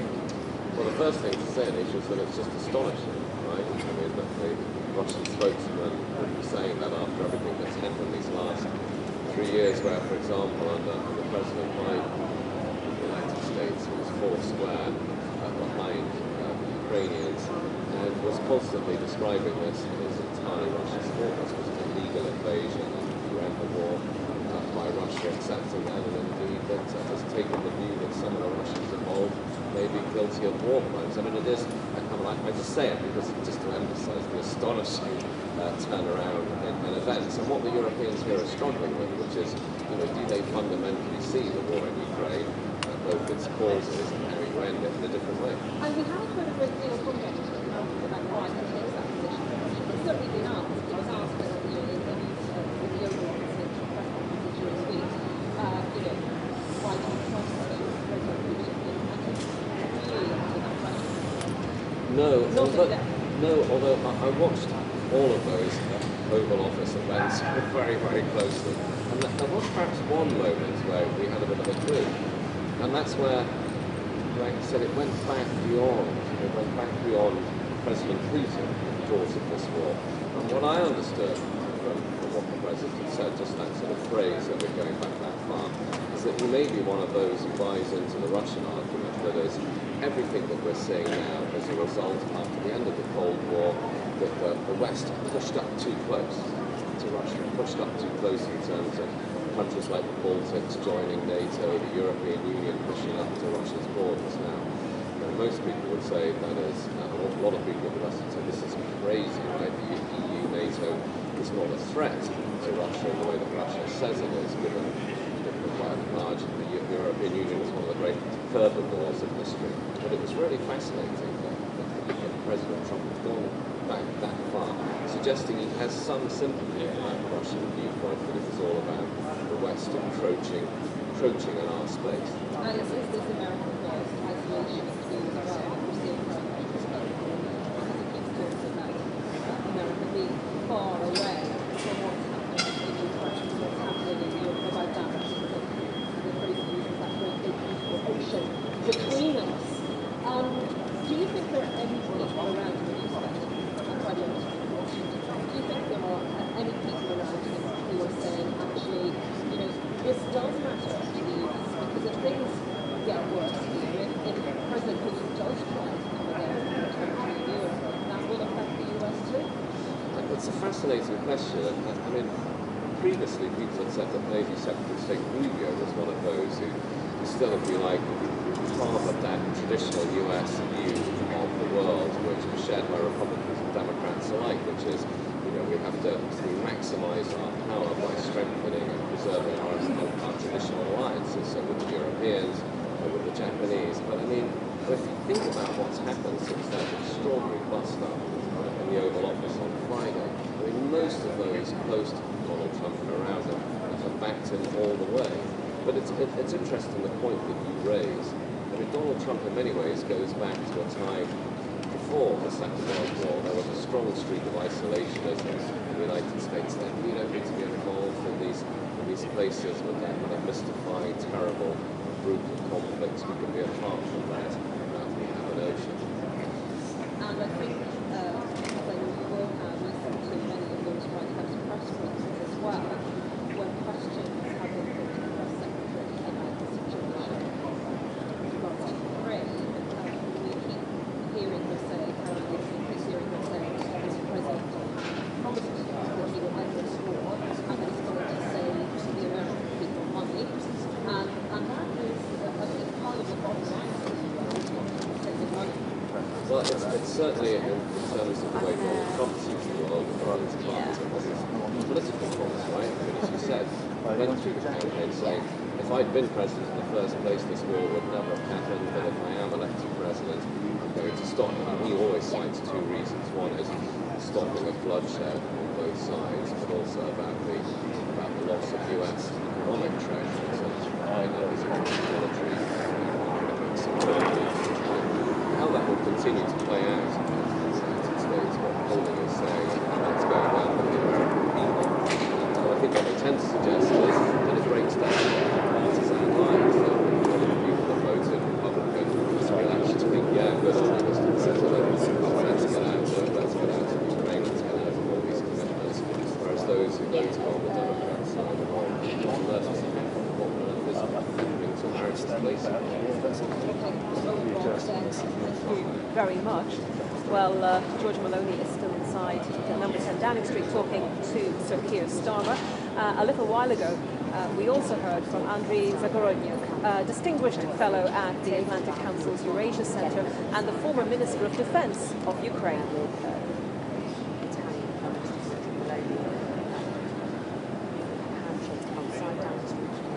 Okay.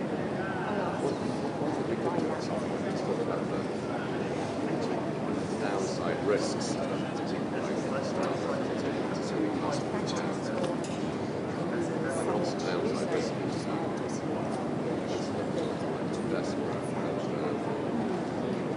Well, there are probably something to say for a party for this half hour. Pick up. Yeah.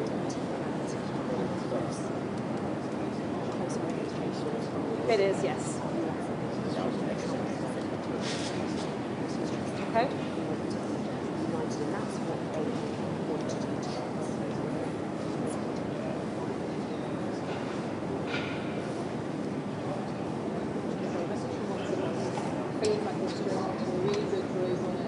Oh, which boss is that? Gareth Beck.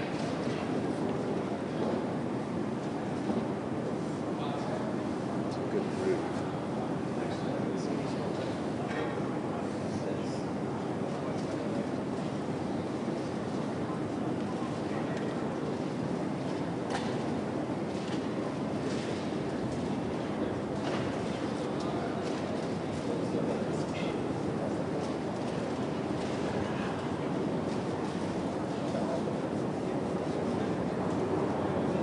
Okay. Yeah.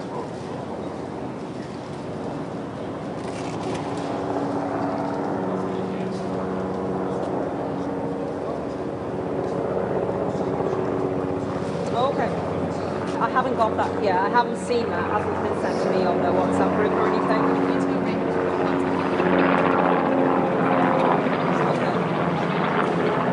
So there's a very strong.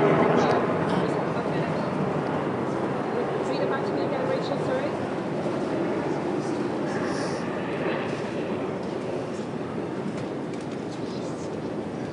Okay. Lovely. All right. Thank you. Very important to avoid the risk of West providing. So that way. Yeah. Which leads us on to the general theme of the Yeah.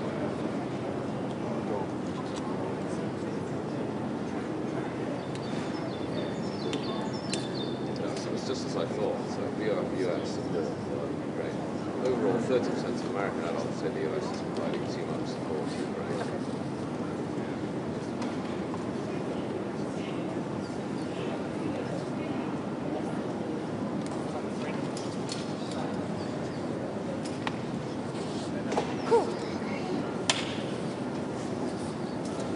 Andriy Zagorodnyuk there talking to me a little earlier with me here still in Downing Street, Rob Watson, and we're just hearing in the last few moments a line from Giorgia Maloney, who's inside at number 10 there with the Keir Starmer. Rob saying it's really important to avoid the risk that the West provides point.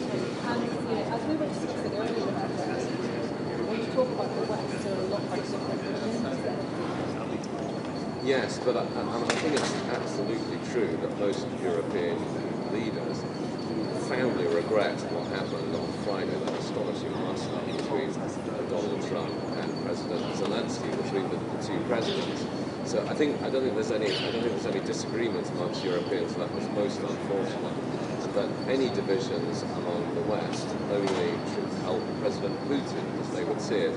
But the challenge they would face is, okay, clearly they're prepared to bite their lips in dealing with Donald Trump. He may not be the president that many of them would have chosen, and they find that his manner of behaving is awkward for many of them.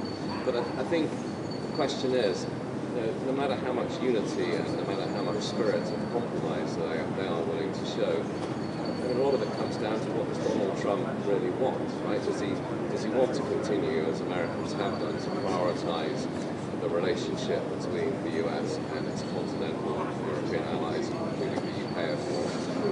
Or is what's really driving President Putin a desire to have improved relations with Russia? That is more important. And to that extent, there wouldn't be much that the Europeans could do. But I mean, what's really important, what's really interesting is that Prime Minister Maloney and Prime Minister Starmer, they're obviously very keen to hope on hope that actually can restore unity in the West. That is their very goal. Great, Rob, thank you very much. Well, let's speak now to Fraser Nelson, columnist at The Times and former editor of The Spectator. Fraser, good to have you with us. Let's just pick up on a couple of the points I was discussing there with Rob. And on that statement, that brief snippet that we heard from Giorgia Maloney, it's really important to avoid the risk of the West dividing over all of this. To what extent do you think that is a risk? The summit, she also called herself a bridge builder as well. That's something that Keir Starmer called himself this morning. Clearly, they both think they're in a unique position to be a conduit between Donald Trump and European counterparts. Giorgia Maloney hinted to closeness with the US administration.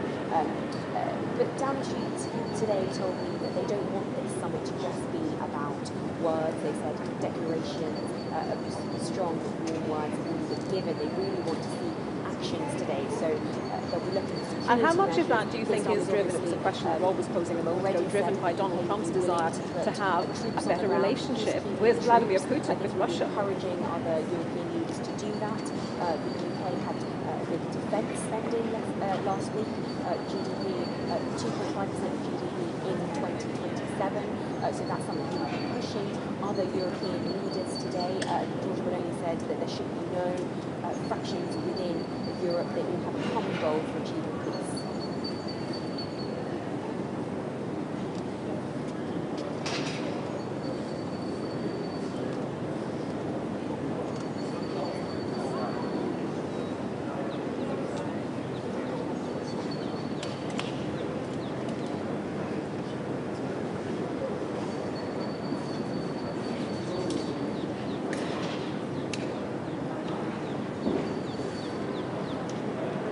What do you think the European leaders gathering here in London today need to come up with? Obviously, they're a little bit further back than they hoped to be because of events in the Oval Office on Friday, but they've got to, look at trying to repair the relationship with the US and see how they can move forward productively. They've also got to think about a plan B, don't they, as well?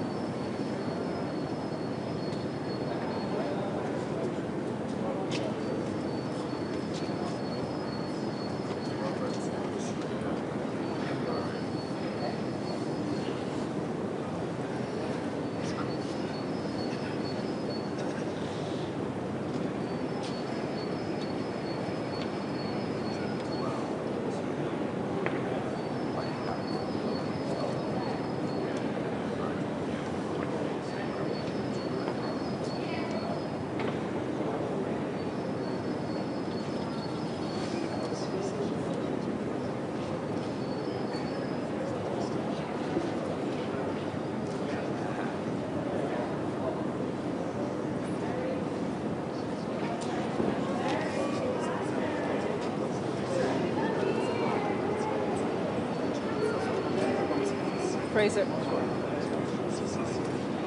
Okay, Fraser, we are out of time, but thank you very much for joining us on BBC News.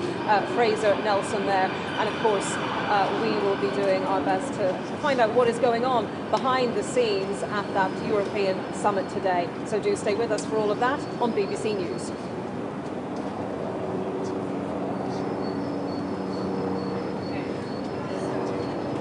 Thank you, Rachel. Oh, this is interesting. Poland. So it's the same thing. So I sent people know that ASP that you have. Cheers, thank you.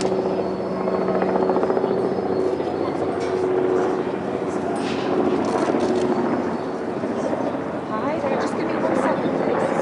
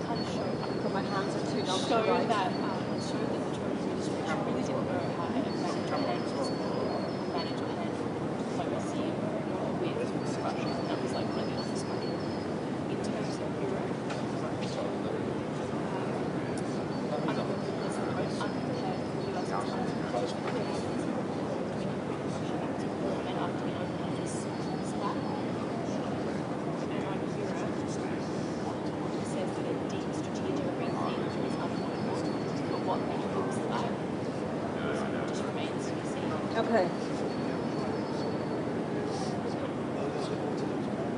No simple answers, but there's like no way back to where no simple answers, but like no way back to where No, I think it comes out.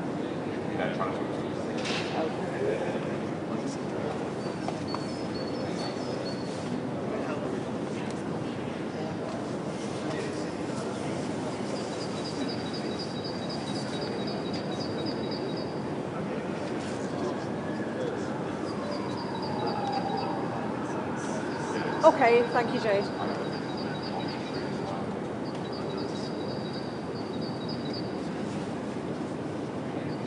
Okay. Can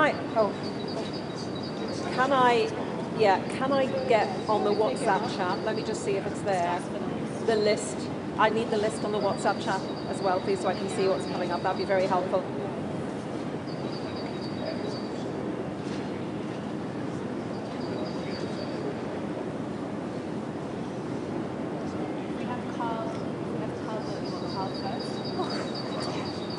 Yeah.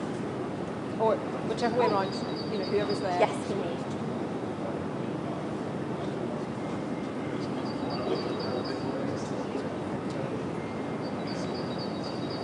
Yeah. Sure, me throw to it and then pick up the bag.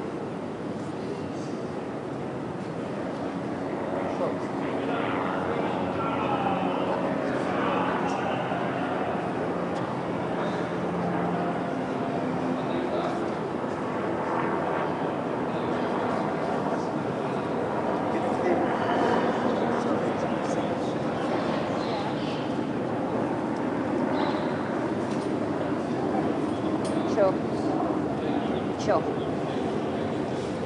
Live from London, this is BBC News. Sir Keir Starmer tells the BBC he will work with France on a Ukraine peace deal and present it to the United States.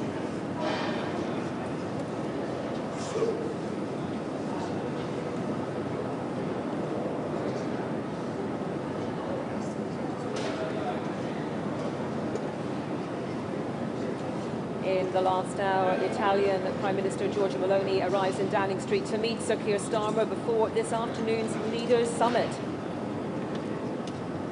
In the coming hours, President Zelensky will also meet King Charles.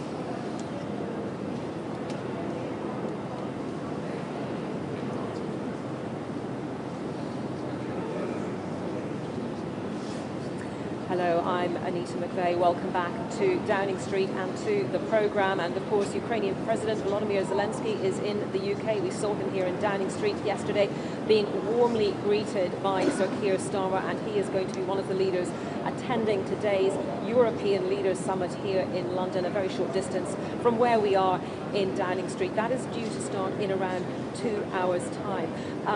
Others attending will include the Turkish Foreign Minister. Remember, Turkey, as a NATO member, has the second largest army in NATO. It already supplies drones to Ukraine. What more could Turkey do by way, potentially, of contributing to a solution? The NATO Secretary General, Mark Rutte, will be there, as well as the presidents of the European Commission and the European Council also in attendance. As we mentioned in the headlines, the Italian Prime Minister, Giorgia Meloni, has already come here to Downing Street to meet Sir Keir Starmer. She spoke to Donald Trump yesterday. She has called for an immediate European-US summit. And Mr. Starmer told Ms. Meloni they approach the issue of the war in Ukraine with a very similar mindset. Ms. Meloni said it's very important to talk to each other. And looking ahead to the summit, she said, we are all very committed about a goal that we all want to achieve, which is a just and lasting peace in Ukraine. That's a phrase you hear a lot from the political leaders here in Europe, isn't it? A just peace. She said, I think it is very, very important that we avoid the risk that the West divides. I think on this, the UK and Italy can play an important role in bridge building. Well, earlier today, Sir Keir Starmer spoke to the BBC Live on Sunday with Laura Kuenssberg programme. He was asked for his reaction to that extraordinary meeting in the Oval Office on Friday between President Trump and President Zelensky.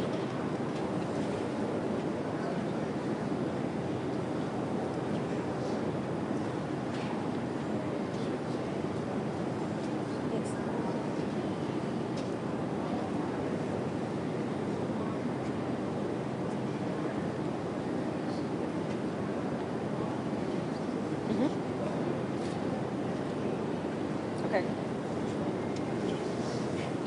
Okay.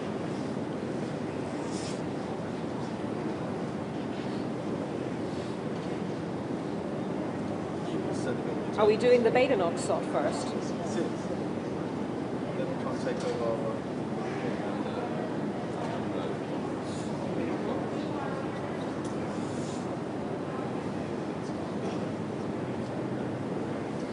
Yeah, exactly. Bridge building was something that Keir Starmer himself actually said this morning. They both see themselves as this conduit between Donald Trump's administration and European leaders.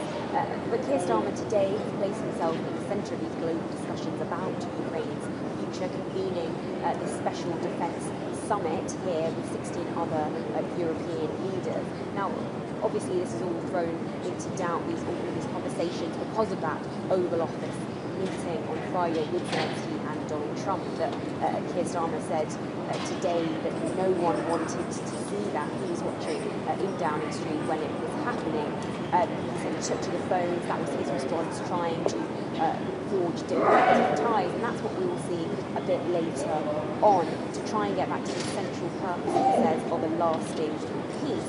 Now, peace will come through a deal, shaping the contours of that will have to come out today. We did get a bit of a roadmap of where Keir Starmer wants discussions to go today. This is what he said in an interview earlier this morning.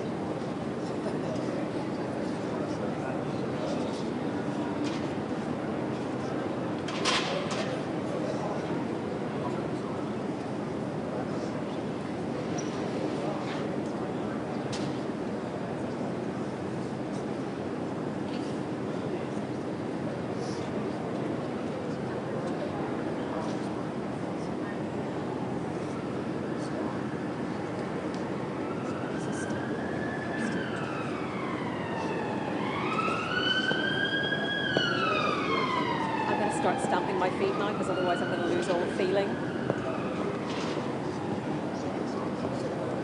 Yeah, exactly. And now you've got Keir Starmer right in the middle of this. As he said, he called Donald Trump yesterday after he met with President Zelensky. President Zelensky is meeting the king today at Sandringham, so trying to balance the same offer that was extended in the White House when Keir Starmer pulled out that letter from the king inviting Donald Trump to the palace. So clearly trying to balance both on either side. But an interesting thing that came out this morning also was this strange phrase that Keir Starmer used today, saying that there would be a coalition of the willing. That would be the basis of the deal. He's suggesting somehow that perhaps it wasn't all Kemi Badenoch, the Conservative leader, was also asked what she thinks about Keir Starmer's plan for the UK and France to work with Kyiv to try to stop the war. Something to find out a bit later on.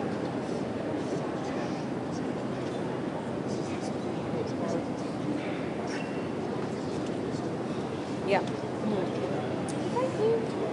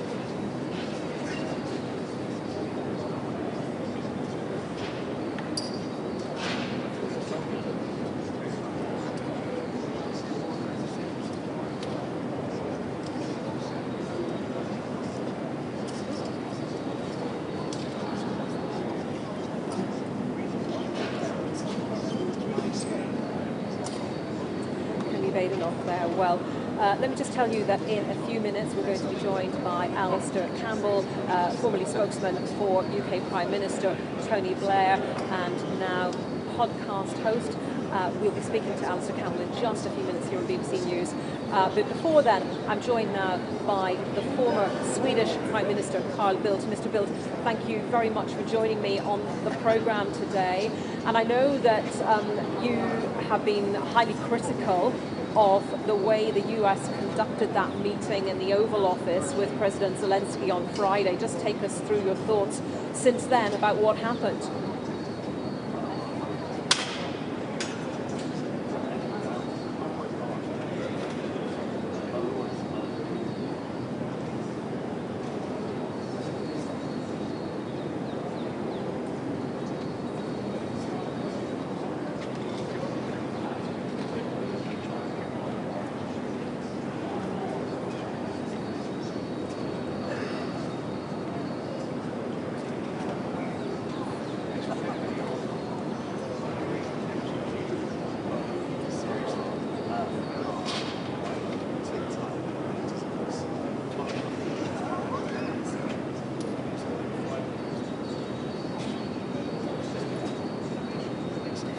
do you think in Europe countries have been fast enough to pivot to this new way of working, which is somewhat different to the rules-based international order that operated previously?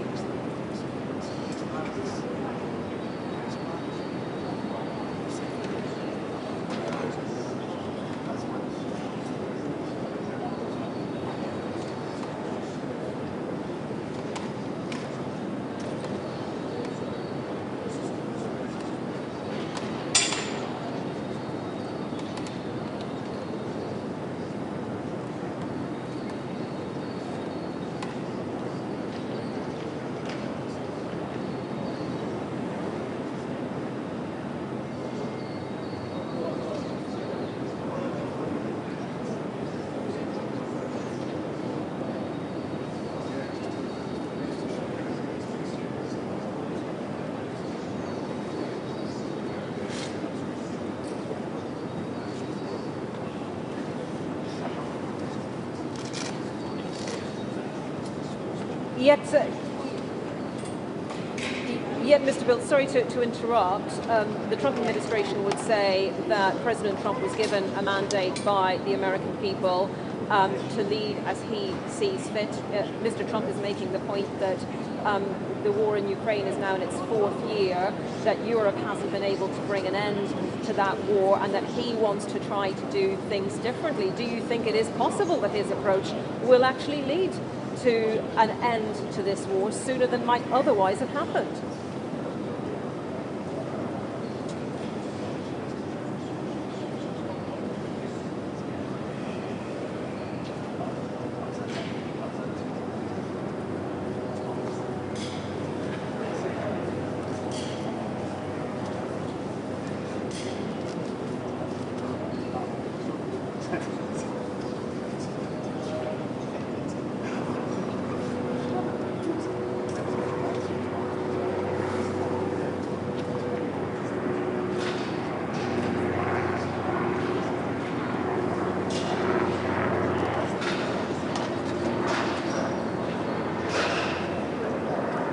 So for the leaders gathering in London today for this Ukraine summit, do you think a deep strategic rethink is required? We know that they want to also try to reach out to America to try to repair relations with America, to try to ensure that the US is involved in some sort of security guarantee going forward. But do you also think that alongside that, Europe needs a strategic rethink of how it does things?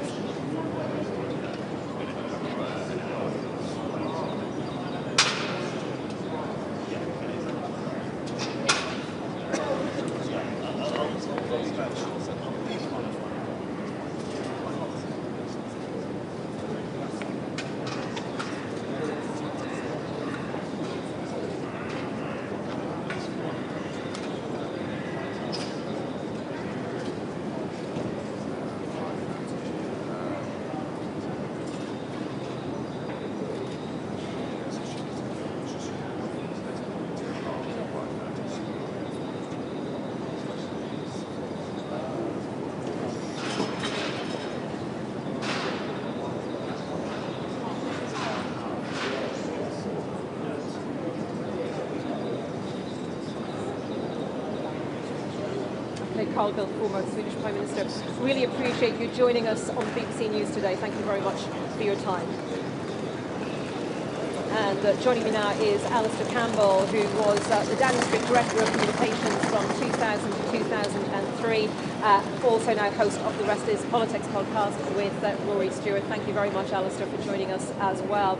I was watching your discussion with Rory Stewart late on Friday night, and obviously after what had happened in the Oval Office, and your reflections on that as well, because I think it's something that everyone is still wanting to discuss and to try to understand how that might inform what is happening today here in London.